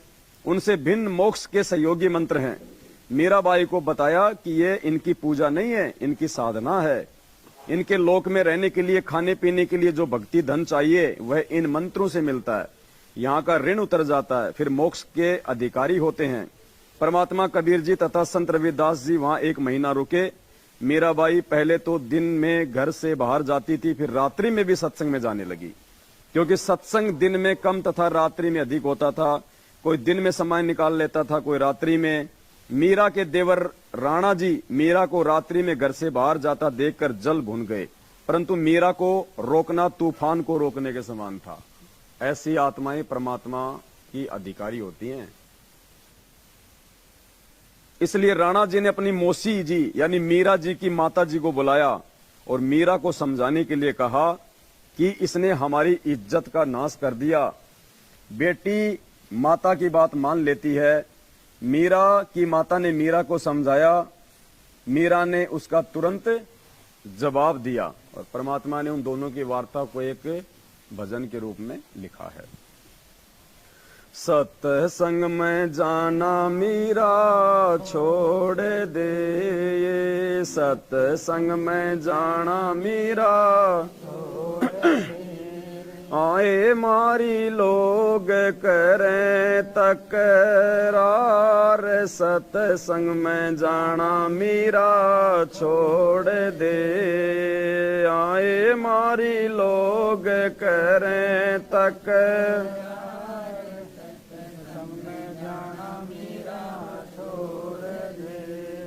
अब मीरा बाई क्या बोली, सत्संग में जाना मेरा ना छूटे री, सत्संग में जाना मेरा हाय चाहे जड़ के मरो सन सार, सत्संग में जाना मेरा ना छूटे री, आए चाहे जड़ के मरो सत्संग में जाना मेरा ना, थारे सत्संग के राय में ये, थारे सत्संग के राह में आए वापे रहते हैं काले नाग, कोई कोई नाग तने डस लेवे, आए वापे रहते हैं काले नाग, कोई कोई नाग तने डस, जब गुरु मारे मेरे करें री, जब गुरु मारे मेरे आए वे तो सर्प गंडे वे बने जावे, सत्संग में जाना मेरा ना, आए वो तो सर्प गंडे वे बने जावे, सत्संग में जाना मेरा ना, थारे सत्संग के राह में ही, थारे सत्संग के राह आए वापे रहते हैं बबरी शेर, कोई कोई शेर तने खा लेवेगा, आए वापे रह कोई कोई शेर तने खा लेवेगा, जब गुरु आकी मेरे फिरेरी, जब मारे गुरु की मेरे फिरे आरी, वे तो शेरा के गिद्दड़ बने जावे, सत्संग में जाना मेरा ना छूटेरी, आए वा तो शेरा के गिद्दड़ बने जावे, सत्संग में जाना मेरा ना छूटे, थारे सत्संग के बीच में है, थारे सत्संग के बीच हाय वापे रहते हैं साधु संत, कोई कोई संत तने ले मरे, हाय वापे रहते हैं कोई कोई संत तने ले रमे, तेरे री मन में माता पाप है री, तेरे री मन में माता संत मेरे माँ बाप हैं री, संत मेरे माँ हारी, ये तो कर देंगे बेड़ा पार, सत्संग में जाना मेरा ना छूटेरी, हारी ये तो कर देंगे बेड़ा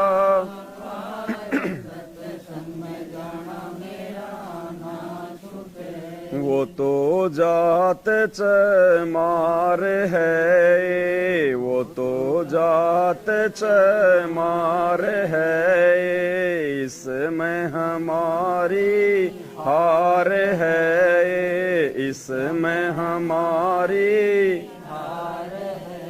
तेरे री लेख माता चमार है री, तेरे री लेख माता चमार, मेरा सिर जन हार है री, मेरा सिर जन हारी, वे तो मीरा के गुरु रविदास, सत्संग में जाना मेरा ना छूटेरी, हारी वे तो मीरा के गुरु रवि, सत्संग में जाना मेरा ना सत्साही छोड़ सतगुरु रामपाल जी भगवान की जय हो। सतगुरु रामपाल जी भगवान की जय हो। बंदी छोड़ सतगुरु रामपाल जी भगवान की जय हो। मीराबाई की माता ने कहा कि हे मीरा, तू सत्संग में जाना बंद कर दे। संसार के व्यक्ति हमारे विषय में गलत बातें करते हैं। मीरा ने कहा कि हे माता, मैं सत्संग में जाना बंद नहीं करूंगी। संसार भले ही ईर्ष्या की आग में जलकर मर जाए। माता ने मीरा को भय कराने के लिए बताया कि जिस रास्ते से तू रात्रि में सत्संग सुनने के लिए जाती है, उस रास्ते में सर्प तथा सिंह रहते हैं, वे तुझे मार देंगे। मीरा ने उत्तर दिया कि मेरे गुरुजी इतने समर्थ हैं, वे कृपा करेंगे तो सिंह तो गीदड़ की तरह व्यवहार करेंगे और सर्प ऐसे निष्क्रिय हो जाएंगे जैसे गंडेवे प्राणी होते हैं, जो सर्प जैसे आकार के होते हैं, परंतु 6 या 8 इंच के लंबे और आधा इंच गोलाई में मोटे होते हैं। जो बरसात में आ जाते हैं ना, वो लंबे लंबे जो केचवे, वो बोले वो सर्प तो केचवे बन जाएंगे जब मेरे गुरुजी की मेहर होगी, जब मैं सत्संग के लिए जाऊंगी। तो मतलब परमात्मा 100 बाधाओं को सत्संग में जाने वाले भगत की समाप्त करता है, ये विश्वास होना चाहिए। वे डसते नहीं हैं। मीरा की माता ने फिर कहा कि सत्संग सुनने वाले स्थान पर कुछ युवा भगत पुरुष भी रहते हैं, कोई तेरे को कहीं ले जाएगा और गलत कार्य करेगा। मीरा ने उत्तर दिया कि हे माता, आपके मन में दोष है, इसलिए आपके मन में ऐसे विचार आए हैं। हे माता, वे संत व भगत तो मेरे माता पिता के समान है, वे ऐसा गलत कार्य नहीं करते। जबकि पुण्यात्माओं, ये सतलोक आश्रम मैनेजमेंट हरियाणा, इतने कुकर्मी लोग, वो मध्य प्रदेश के धार जिले की घटना भाई बहनों को दास ने दिखाई थी, परमाणु सहित नाम शुद्ध करवाने गई थी बहन जी। 8 दिन तक उसको ऊपर के कमरे में उसके साथ में सेवादारों ने जो है वो बलात्कार किया, 8 दिन तक। और बाद में जब इस बात का पता चला तो कोर्ट में ले जाकर एफिडेविट लिखवा लिया कि इन दोनों को आपस में प्यार हो गया था। वो 2 बेटों का बाप और वो 3 बच्चों की माँ, और आपस में नामदान पे प्यार हो गया उनको। और पुण्यात्मा 1.5 साल के बाद में, दास ने कहा था ना कि इनकी दुर्गतियां होंगी, 1.5 साल के बाद में अभी दास ने वीडियो बनाया था 1.5 महीने पहले, ट्रैक्टर ट्रॉली के नीचे दब के मरा वो एक्सीडेंट में। ये हाल है इनका। हे माता, वे संत व भगत तो मेरे माता पिता के समान है, वे ऐसा गलत कार्य नहीं करते। मीरा की माता ने छुआछात के कारण मीरा को रोकना चाहा, कहा कि मीरा, तेरा गुरु रविदास तो अनुसूचित जाति का चमार है, इससे हम राजपूतों की बेइज्जती हो रही है, सत्संग में जाना बंद कर दे। मीरा ने कहा कि हे माता, आपके विचार से मेरे गुरुजी अनुसूचित जाति के चमार हैं, मेरे लिए तो मेरे परमात्मा हैं, मैं उनकी बेटी, वे मेरे पिता हैं, सत्संग में जाना बंद नहीं होगा। कुछ वर्ष के बाद अपने देवर के अत्याचारों से परेशान होकर घर त्याग कर वृंदावन में चली गई। अपने आत्माओं, ध्यान से सुनना, ये 3-4 लाइनें आंखें खोलने वाली हैं। उन भाई बहनों को आज अगर वो लाइव देख रहे हैं, उनको शर्म आ जानी चाहिए। जब दास बोल रहा था कि मीरा पार नहीं हुई और वो कह रहे थे कि तू गुरुजी से बड़ा है क्या, दास ने कहा कि उनसे बड़ा तो सृष्टि में कोई नहीं है, ये उन्हीं के सत्संगों का सार दास आपको बता रहा है। कितना विरोध किया था उन लोगों ने जब दास ने कहा था कि मीराबाई पार नहीं हुई, मीराबाई पार नहीं हुई। ये नकली मीरा तो अभी बाद में मिली हमारे को, ये वो विद्या तो हमारे को बाद में मिली है, उससे पहले की बातें हैं जब दास कहा करता था। लेकिन दास को विश्वास था अपने भगवान पे कि परमात्मा धरती पे है, बिचली पीढ़ी इसलिए चुनी भगवान ने। केवल उस समय तो उनकी बैटरी चार्ज की थी परमात्मा ने, पार होने के लक्षण नहीं थे उनके। जो मीरा अंतिम समय में श्री कृष्ण जी की मूर्ति में समा रही है, वो काहे की पार हो जाएगी। परमात्मा कहते हैं, जहां आशा तहां बासा होई, मन कर्म वचन सुमरियो सोई। कुछ वर्ष के पश्चात अपने देवर के अत्याचारों से परेशान होकर मीरा घर त्याग कर वृंदावन में चली गई। वहां कबीर परमात्मा जी एक साधु के वेश में गए, ज्ञान चर्चा हुई तथा मीरा को ज्ञान हुआ कि अभी आगे की पढ़ाई शेष है। यानी केवल प्रथम मंत्र का जाप संत रविदास जी ने दे रखा था। परमात्मा कबीर जी ने सतनाम की दीक्षा दी, मीरा जी को वही रूप दिखाया जिस रूप में संत रविदास जी के साथ सत्संग में मिले थे। अब देखो क्या लिखा गुरु जी ने, मीरा जी का फिर मानव जन्म अब वर्तमान के भक्ति युग में होगा। बंदी छोड़ सतगुरु रामपाल जी। ये पवित्र ग्रंथ मुक्ति बोध, जूम करो भगत जी, ये मुक्ति बोध है, सतगुरु रामपाल जी भगवान जी के द्वारा लिखित है। पेज नंबर 213 है। और भाई बहनों को यहां से दिखाओ भगत जी, यहां से दिखाइए भाई बहनों को। मीरा जी को वही रूप दिखाया जिस रूप में संत रविदास जी के साथ सत्संग में मिले थे। आगे क्या लिखा गुरु जी ने? मीराबाई जी का फिर मानव जन्म अब वर्तमान के भक्ति युग में होगा। तीनों नाम की दीक्षा मिलेगी। मोक्ष उसकी मर्यादा पर निर्भर करेगा। फाइनल नहीं कहा परमात्मा ने कि अब की बार भी पार हो जाएगी। क्या कहा परमात्मा ने? मोक्ष उसकी मर्यादा पर निर्भर करेगा। तो पुण्यात्माओं, भगवान ने उसको मौका दिया था, साथ संगति से जोड़ दिया था। अपनी गलतियों के कारण भाग गई साथ संगति से। और दास ने पहले कह दिया कि जो साथ संगति में आके साथ संगति से भाग गया, परमात्मा इस जन्म में भी उस आत्मा को पार नहीं करेगा, चाहे कितने पैर पीट ले।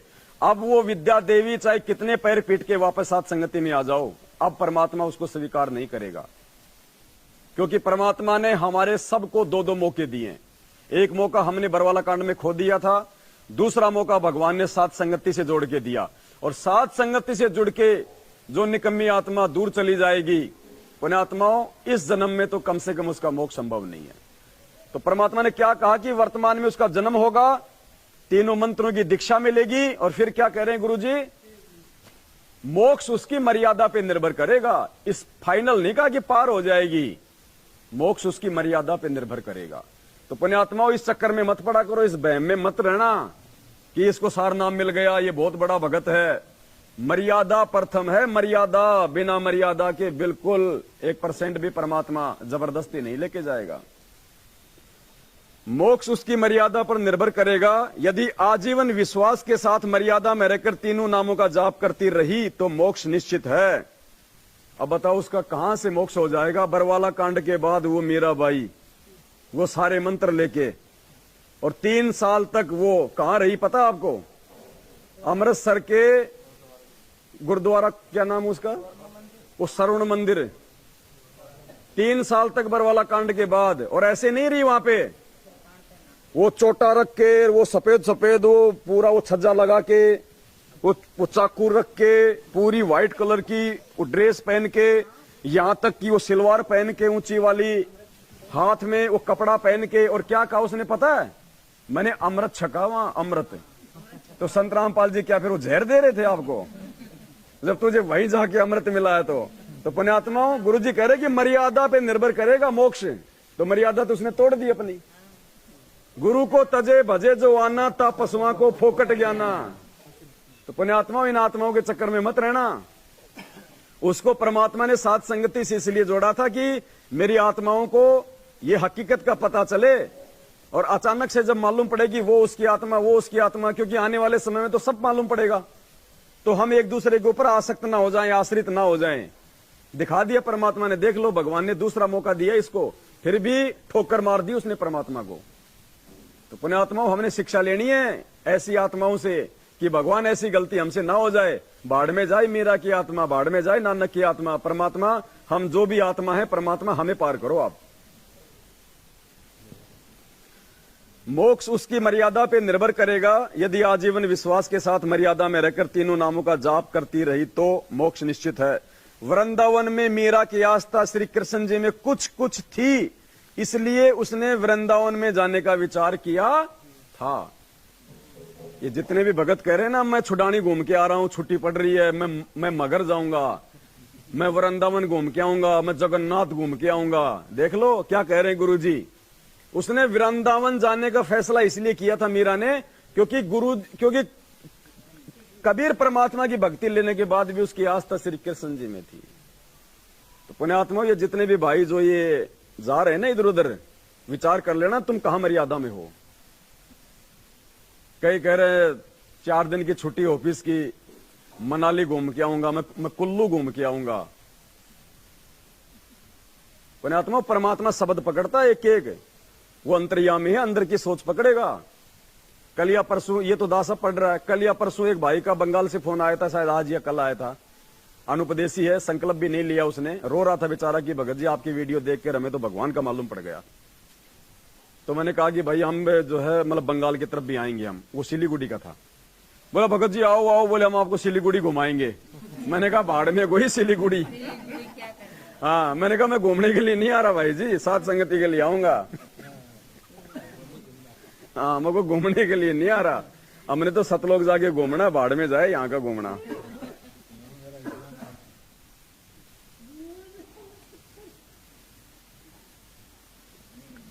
अरे कंट्रोल करो बनवारी लाल जी, बनवारी लाल जी। जब मीराबाई राणा के अत्याचारों से तंग आकर घर त्याग गई थी तो उस क्षेत्र में अकाल मृत्यु, महामारी, अकाल दुर्भिक्ष की मार शुरू हो गई थी। पुण्यात्माओं देख लेना वही होगा। ये तो एक मीराबाई, एक छोटी सी आत्मा, वो जब उस राजा का राज त्याग के और वृंदावन चली गई तो पीछे से क्या हाल हो गया था उस क्षेत्र का। अकाल, महामारी, भूखमरी, बुरा हाल हो गया था। आज तो भगवान जेल में बैठा है, इस देश का क्या होगा देख लेना। अभी ऐसे नहीं आने वाले गुरुजी जेल से बाहर 2 महीने में, 3 महीने में आ जाएंगे, नहीं।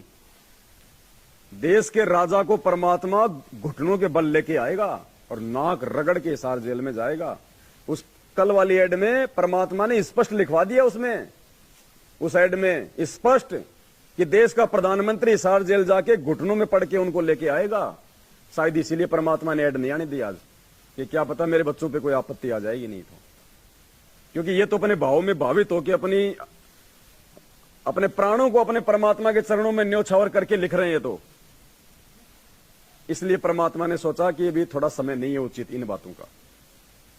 कल सुबह दास उसको सुनाएगा, उसको पढ़ा के पूरी एड को, आधा घंटा लगेगा उसको सुनाने में भी।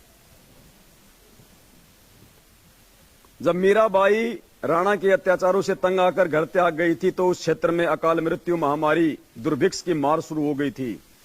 ज्योतिषियों ने बताया कि आपके नगर से संत रुष्ट होकर चला गया है, जिस कारण से यह उपद्रव हो रहा है। समाधान बताया कि वह संत जीवित मिल जाए और वापस मनाकर प्रसन्न करके लाया जाए तो वह आशीर्वाद देकर सब ठीक कर सकता है। क्या समाधान बताया कि भैया उसको जाके उसके पैर पकड़ के उसको प्रसन्न करके अगर वो वापस आ जाए तो तेरे राज्य में सुख शांति हो सकती है, अन्यथा नहीं। और एक बहन का फोन आया था 3-4 दिन पहले राहुल भगत जी के पास में। उस बहन ने कहा कि भगत जी मैंने पवन भगत जी का वीडियो तो बाद में देखा, मेरे को उससे पहले गुरुजी ने सपन में दिखा दिया कि नरेंद्र मोदी हिसार जेल में गुरुजी के पैर पकड़ रहा जा जाके। बोला पवन भगत जी का वीडियो तो मैंने उसके बाद में जाके देखा है। तो परमात्मा पुण्यात्मा जो बुलवा रहे हैं दास से एक एक चीज, मुझे नहीं पता मैं क्या बोल रहा हूं, बिल्कुल मंदबुद्धि, पागल, मूर्ख, लेकिन परमात्मा बुलवा रहा है, बस मुझे इतना विश्वास है। और एक एक चीज इस दास के मुख से बोली गई सत्य साबित होगी आने वाले समय में। जैसे मीराबाई वाला प्रकरण आज आपने देख लिया होगा, मुझे भी नहीं पता था। 2-4 दिन पहले किसी भगत ने भेजा, बोलो भगत जी प्रमाण देखो यहाँ पे। मेरा तो रोम रोम खड़ा हो गया, कैसे परमात्मा अपने भगत की जुबान की लाज रखता है। समाधान बताया कि वह संत जीवित मिल जाए और वापस मनाकर प्रसन्न करके लाया जाए तो वह आशीर्वाद देकर सब ठीक कर सकता है। राणा ने अपने सभापतियों से प्रश्न किया कि ऐसा कौन संत था जो रुष्ट होकर चला गया, क्योंकि वो तो मीरा को संत मानता ही नहीं था। राणा का चाचा, मीरा का चाचा ससुर भवन सिंह राणा का महामंत्री था तथा परमात्मा का भगत था। मीराबाई के साथ भौम ने भी संत रविदास जी से नाम लिया था। भौम को एक नौकर राजा ने दे रखा था, उस नौकर ने भी उस समय संत रविदास जी से नाम लिया था। वे पहले मीरा के साथ बैठकर परमात्मा की घंटों चर्चा किया करते थे। भवन मीरा को बेटी की तरह तथा साध्वी की तरह सम्मान देता था, परंतु अत्याचारी भतीजे राजा से डरता था। मीरा को सांत्वना देता था कि भक्तों का भगवान रक्षक है। मीरा के चले जाने के पश्चात भवन तथा नौकर बहुत रोते थे, याद करते थे। भौम ने राजा को बताया कि मीरा संत थी, वह चली गई, इस कारण से यह सब अनिष्ट हो रहा है। राणा ने कहा कि उसे कौन ला सकता है, मैं कभी भी उसे कष्ट नहीं दूंगा, प्रतिज्ञा करता हूं। 2 सिपाही जो मीरा की निगरानी के लिए छोड़ रखे थे। मीरा के साथ छाया की तरह साथ रहने का आदेश राणा ने दे रखा था। मीरा की प्रत्येक गतिविधि पर नजर रखने को कहा था। दोनों मीराबाई से ज्ञान चर्चा सुना करते थे, उनके कष्ट में रोया करते थे, कहते थे कि बहन विश्वास रखो, परमात्मा सब देख रहा है। मीरा के अचानक चले जाने से उसकी दशा भी खराब थी, घंटों रोते थे। उन दोनों ने खड़ा होकर सभा में कहा कि हम मीरा को लौटा ला सकते हैं यदि जिंदा मिल गई तो। राजा ने कहा यदि नहीं आई तो क्या करोगे? वे बोले कि हम भी लौटकर नहीं आएंगे। दोनों मीराबाई जी की खोज में निकले। पता चला कि बहुत सारे साधु संत स्त्री पुरुष वृंदावन में रहते हैं। वहां मीराबाई मिल गई, लौट चलने की प्रार्थना की। बताया कि राजा के राज में उपद्रव हो रहे हैं। ब्राह्मणों ने बताया कि मीरा वापस आएगी तो सब ठीक होगा। राणा ने कहा कि आगे से मीरा को कोई कष्ट नहीं दूंगा, आप चलो। मीरा ने कहा कि भाई अब नहीं जाऊंगी।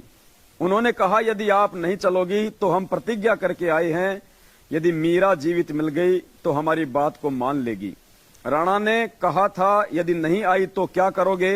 हमने कहा कि हम भी नहीं आएंगे। बहन जी हमारे परिवार की ओर देख कर चलो। मीराबाई बोली यदि मैं संसार छोड़ गई होती तो भी लौट कर जाते। सिपाहियों ने कहा कि फिर तो लौटना ही था। उसी समय मीरा जी ने एक तारा वाला यंत्र हाथ में उठाया, परमात्मा की स्तुति करने लगी। आंखों से प्रेम के आंसू बहने लगे। उसी समय श्री कृष्ण जी की मूर्ति में समा गई। अब भाई एक तारा लेके मंत्र तो किए नहीं जा सकते, एक तारा लेके तो श्री कृष्ण जी को याद किया जा सकता है। दोनों नौकरों ने लौटकर राणा को सभा में बताया। उस समय राजा अपने महामंत्री भवन के साथ शिकार खेलने जाने वाले थे। भौम तलवार तीर लेकर तैयार था। उसके घोड़े को भगत नौकर पकड़कर खड़ा था। भवन मंत्री सभा में बैठा था। नौकरों से राजा ने प्रश्न किया कि मिली मीरा? नौकरों ने कहा कि मिली थी, मना कर दिया। भगवान की मूर्ति में समा गई। राजा अहंकारी था। उसने कहा कि बाहर जाकर चरित्रहीन हो गई होगी, मुसलमान खत्म कर लिया होगा, इसलिए धरती में गड़ गई। जब मानता वो संत थी, ऊपर आकाश में स्वर्ग में जाती। उस समय भवन भगत खड़ा हुआ और बोला, हे अपराधी, उस देवी के लिए ऐसे कटे जले शब्द ना बोल। यदि वह ऊपर चली जाती तो भी तूने नहीं मानना था, तेरा पाप नहीं मानने देता। मैं जा रहा हूं, स्वर्ग में देख ले। भौम सबके सामने घोड़े पर सवार हो गया। तलवार भी हाथ में थी। घोड़ा ऊपर को उठने लगा तो नौकर रोने लगा कि हे मालिक, मैं अकेला इस अन्यायी के राज्य में नहीं रह सकूंगा, मुझे भी साथ में ले चलो। यूं कहते कहते नौकर भगत ने घोड़े की पूंछ पकड़ ली।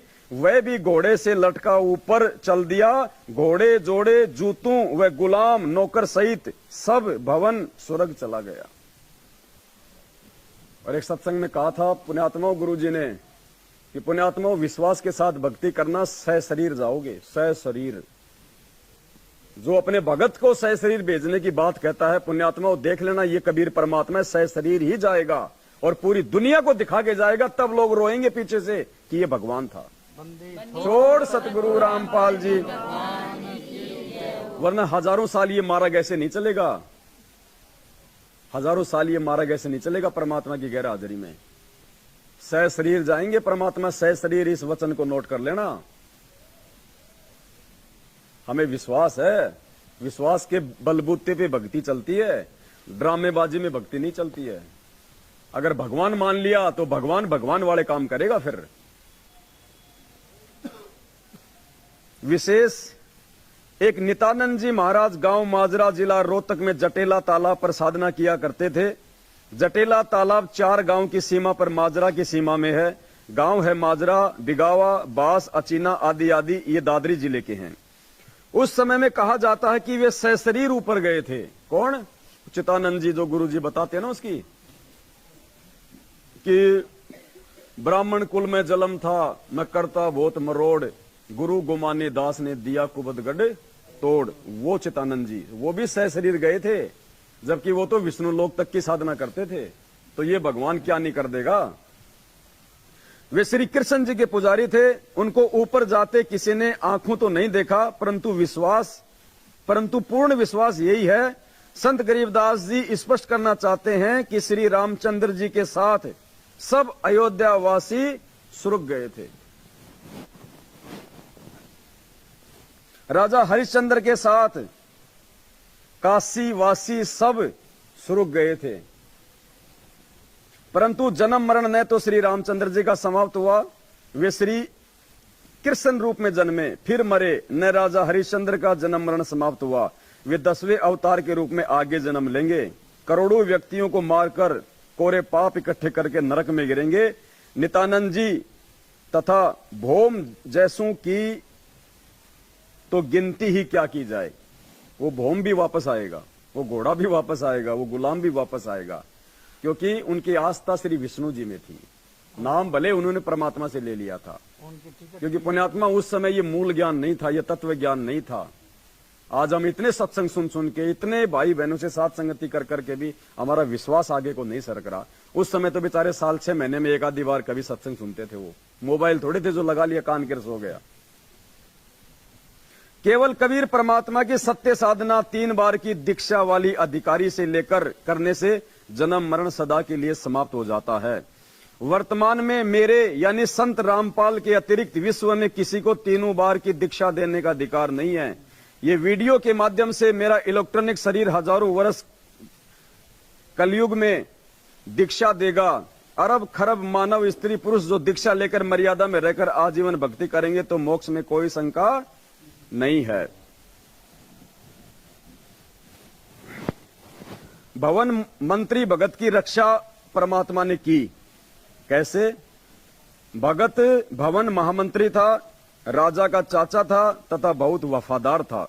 राणा अपना चाचा होने के नाते तथा निष्कपट से सेवा करने के कारण भवन पर बहुत विश्वास करता था। भवन को परमात्मा पर पूर्ण विश्वास था। एक अन्य मंत्री चाहता था कि मैं महामंत्री बनूं तो सब कमांड मेरे हाथ में आ जाए।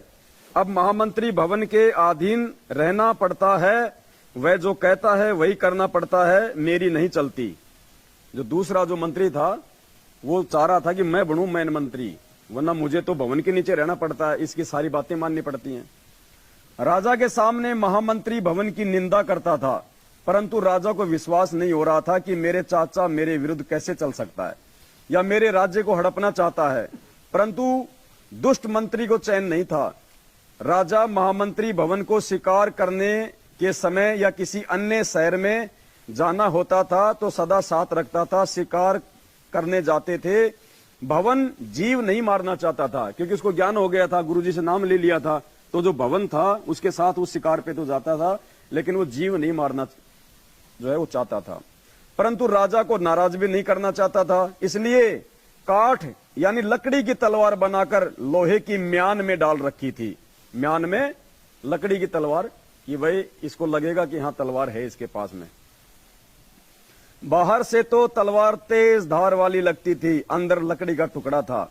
भवन शिकार के समय राजा से दूसरी ओर घोड़ा दौड़ा ले जाते थे, कोई जीव हिंसा नहीं करते थे।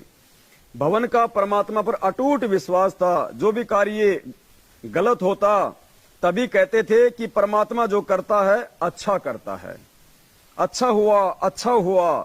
किसी ने मंत्री को बताया कि भवन महामंत्री ने काठ की तलवार ले रखी है, कहता है कि जीव हिंसा नहीं करनी चाहिए। चापलूस मंत्री ने भवन के पीछे से उसकी तलवार देखी, वास्तु में लकड़ी की थी। 1-2 को और दिखाई, 3-4 ने आंखों से देखी।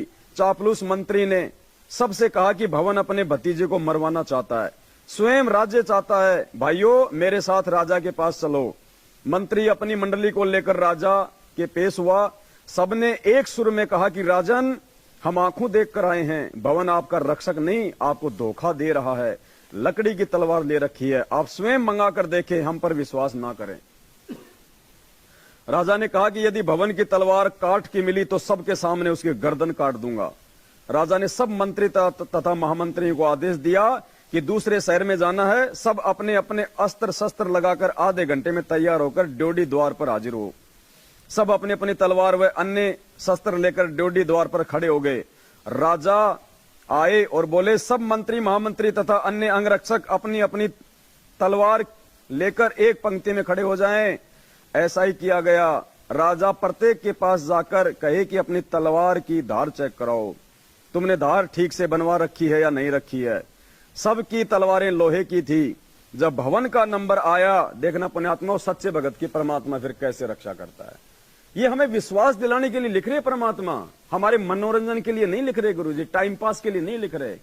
गुरुजी कह रहे हैं अगर तुम सच्चा विश्वास मेरे पे करोगी और ऐसा ही यदि तुम्हारे सामने भी कोई आपत्ति, कोई समस्या, कोई दुख आया, तो पुण्यात्मा जैसे परमात्मा ने इस भगत की रक्षा करी वैसे हमारी भी करेगा।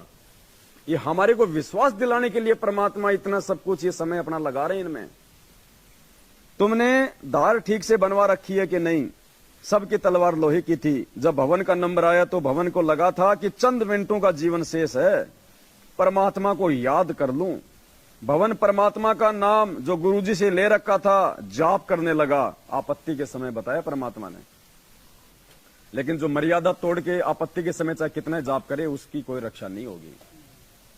राजा ने कहा कि महामंत्री तलवार म्यान से निकाल। भवन को नहीं पता लगा कि कब तलवार म्यान से बाहर निकली। भवन तो बिल्कुल परमात्मा के उस मंत्र के ध्यान में लग गया, उसको पता ही नहीं राजा क्या बोल रहा है। परमात्मा ने खुद तलवार निकाली। उस समय परमात्मा ने भवन को तो गायब कर दिया, जैसे राम रावण के युद्ध के समय राम को गायब कर दिया और खुद राम रूप बना के वहां उसके तीर मारा। जाप करने लगा। राजा ने कहा कि महामंत्री म्यान से तलवार निकाल। भवन को नहीं पता लगा कि कब तलवार म्यान से बाहर निकली। वह तो अंतिम श्वास ले रहा था। जो ही भवन ने पूरे वेग के साथ तलवार म्यान से बाहर निकाली तो तलवार लोहे की थी। बंदी छोड़ सतगुरु रामपाल जी। उसकी चमक आंखों को ऐसे लग रही थी जैसे आकाशीय बिजली का चमका लगा हो। देखने वाले जो आंखों देख चुके थे कि भवन की तलवार लकड़ी की थी, उनको अपनी आंखों पर भरोसा नहीं हो रहा था। इस घटना के पश्चात भवन की आस्था परमात्मा में पूर्ण रूप से दृढ़ हो गई, परंतु दुष्ट मंत्री बाज नहीं आया। परमात्मा जो करता है अच्छा करता है। अब ये देखो, आज हमें परमात्मा विश्वास दिला रहे हैं कि बच्चों कोई बात नहीं, आज अगर अखबार में इन दुष्टों ने तुम्हारी ऐड नहीं आने दी तो कोई बात नहीं, परमात्मा जो करता है अच्छा करता है। एक दिन राजा व महामंत्री कहीं जाने की तैयारी में खड़े थे। राजा मंत्रियों से बातें भी कर रहा था तथा तलवार को निकालकर उसकी धार देखने लगा। बातों में व्यस्त होने के कारण राजा को ध्यान नहीं रहा, उसके दाएं हाथ की उंगली कटकर दूर गिर गई, उसकी राणा की। राजा को जोर की पीड़ा हुई। महामंत्री बोला कि अच्छा हुआ, जो होता है अच्छा ही होता है, परमात्मा जो करता है अच्छा ही करता है। उस दिन राजा को लगा कि वास्तव में महामंत्री के मन में दोष है, ये मेरा अहित चाहता है। चापलूस मंत्री को मौका मिल गया। राजा के लिए वैद्य बुला कर लाया। कहने लगा, हे राजन, देख लिया आपने, सुन लिया अपने कानों से। राजा ने आदेश दिया कि महामंत्री को जेल में डाल दो। चापलूस मंत्री को महामंत्री बना दिया। 6 महीने में राजा की उंगली का जख्म भर गया। राजा के दाएं हाथ में केवल 3 उंगलियां थी। नए महामंत्री को साथ लेकर राजा शिकार करने गया। जंगल में शिकार के पीछे घोड़े दौड़ा रखे थे। राजा तथा महामंत्री दोनों सेना से दूर गहरे जंगल में चले गए। आगे कुछ जंगली व्यक्ति मिले, उन्होंने दोनों को घेर लिया तथा पकड़कर रस्सों से बांधकर घर ले गए। जंगली व्यक्तियों ने देवी को नर बलि चढ़ाने का संकल्प कर रखा था। पुरोहित को बताया कि 2 व्यक्ति पकड़कर लाए हैं। पुरोहित ने कहा कि बहुत अच्छी बात है, दोनों की बलि चढ़ा देंगे, देवी अति प्रसन्न होगी, परंतु जांच करो कि इनका कोई अंग भंग तो नहीं है। जांच करने पर पाया कि एक व्यक्ति की एक अंगुली नहीं है, कटी हुई है। पुरोहित बोला कि जिसकी उंगली कटी हुई है उसे जाने दो, वह बलि के योग्य नहीं है, दूसरे को तैयार करो। देखते देखते चापलूस मंत्री का सिर काटकर पत्थर की मूर्ति पर चढ़ाकर फिर पकाकर खाने के लिए जाने लगे। राजा तेजी से भागा, सीधा जेल में गया जहां महामंत्री बंद था। उसे कैद मुक्त किया तथा आप बीती बताई और कहा कि आप ठीक कह रहे थे कि जो होता है अच्छा होता है। यदि उस दिन मेरी उंगली नहीं कटी होती तो आज मेरी मौत होती। राजा ने महामंत्री से प्रश्न किया कि मेरी उंगली कटी तो मेरी जान बची, मेरे लिए तो अच्छा हुआ, परंतु आपको 6 महीने की कैद का कष्ट भोगना पड़ा आपके लिए क्या अच्छा हुआ? महामंत्री ने कहा कि 6 महीने की कैद से मेरी भी जान बच गई। यदि मैं कैद में ना होता तो आपके साथ जंगल में जाता, उस मंत्री की जगह मेरी बलि चढ़ती। और सतगुरु रामपाल जी भगवान। तो पुण्यात्माओं, परमात्मा जो करता है वास्तव में अच्छा ही करता है। अब हम तो जीव हैं, 5 विकार हैं हमारे अंदर, मन में थोड़ा बहुत ऊंच नीच उतार चढ़ाव आ ही जाता है। राजा ने अपनी गलती की क्षमा याचना की, उसे पुनः महामंत्री बनाया। आत्मज्ञान बिना नर भटके। जब बहन मीरा जी, चलो ये प्रकरण आगे का है, बहुत लंबा है, फिर सारा आज ही पूरा नहीं हो पाएगा। तो कहने का मतलब है भाई और बहनों, आज वो सारी आत्माएं इस धरती पे हैं। परमात्मा ने किसी न किसी स्त्री या पुरुष के रूप में उनको अपने से जोड़ रखा है। अब यहां विशेष आत्माएं सारी, कोई छोटी मोटी आत्मा सात संगति में नहीं आ सकती भगवान की चर्चा में। सब खर्राटे पाड़ रहे हैं और वो लग रहे होंगे नालायक, भाग रहे होंगे कि कोई सुबह आई ना जाए अखबार में, आई ना जाए अखबार में। अरे कुछ देना पड़े तो दे दो अखबार वालों को। रातों गाड़ियां दौड़ रही हैं उनकी, भक्तों का दान बर्बाद हो रहा है रातों। पता नहीं उन्होंने अब तक तो कितने पुलिस वालों को लाखों रुपए दे दिए होंगे, कितने बड़े बड़े अधिकारियों को लाखों रुपए दे दिए होंगे कि साहब कुछ भी हो जाए सुबह अखबार में न्यूज नहीं आनी चाहिए।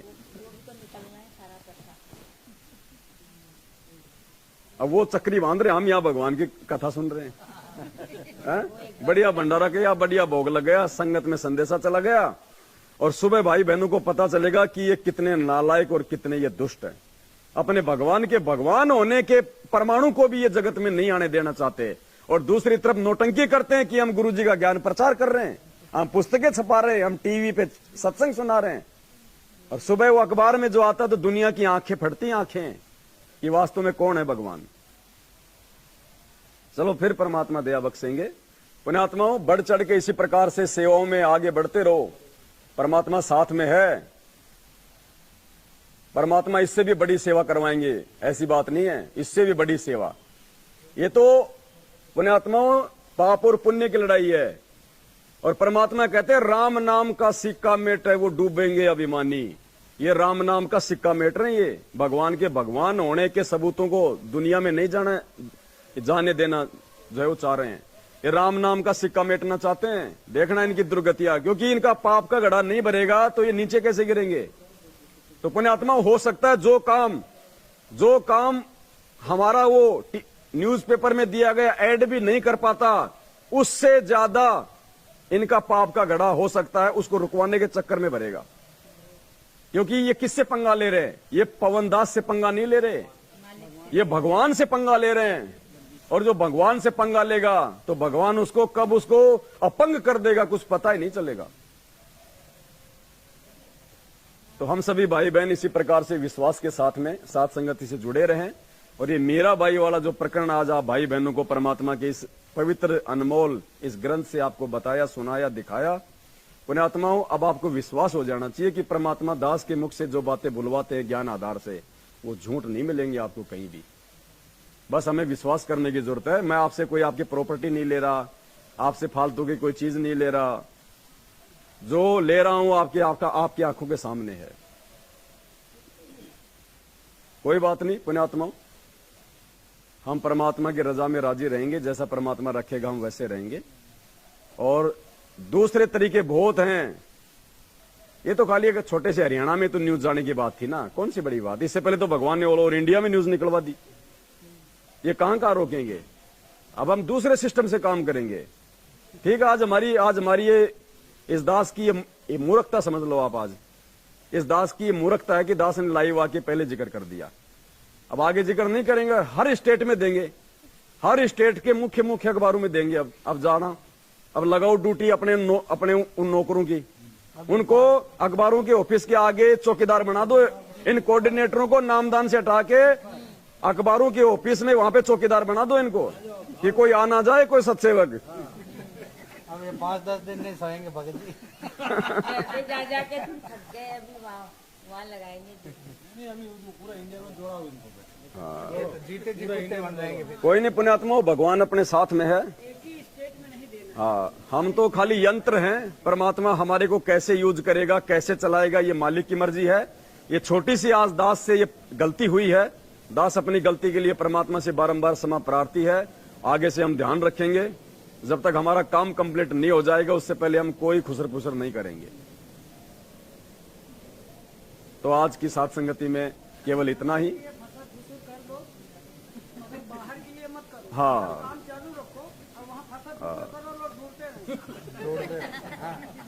कोई बात नहीं पुण्यात्मा, वो एड तो खाली हरियाणा में जाना था 20 लाख रुपए का। वो 20 लाख रुपए तो खाली एक दिन में ही हमारे होने थे।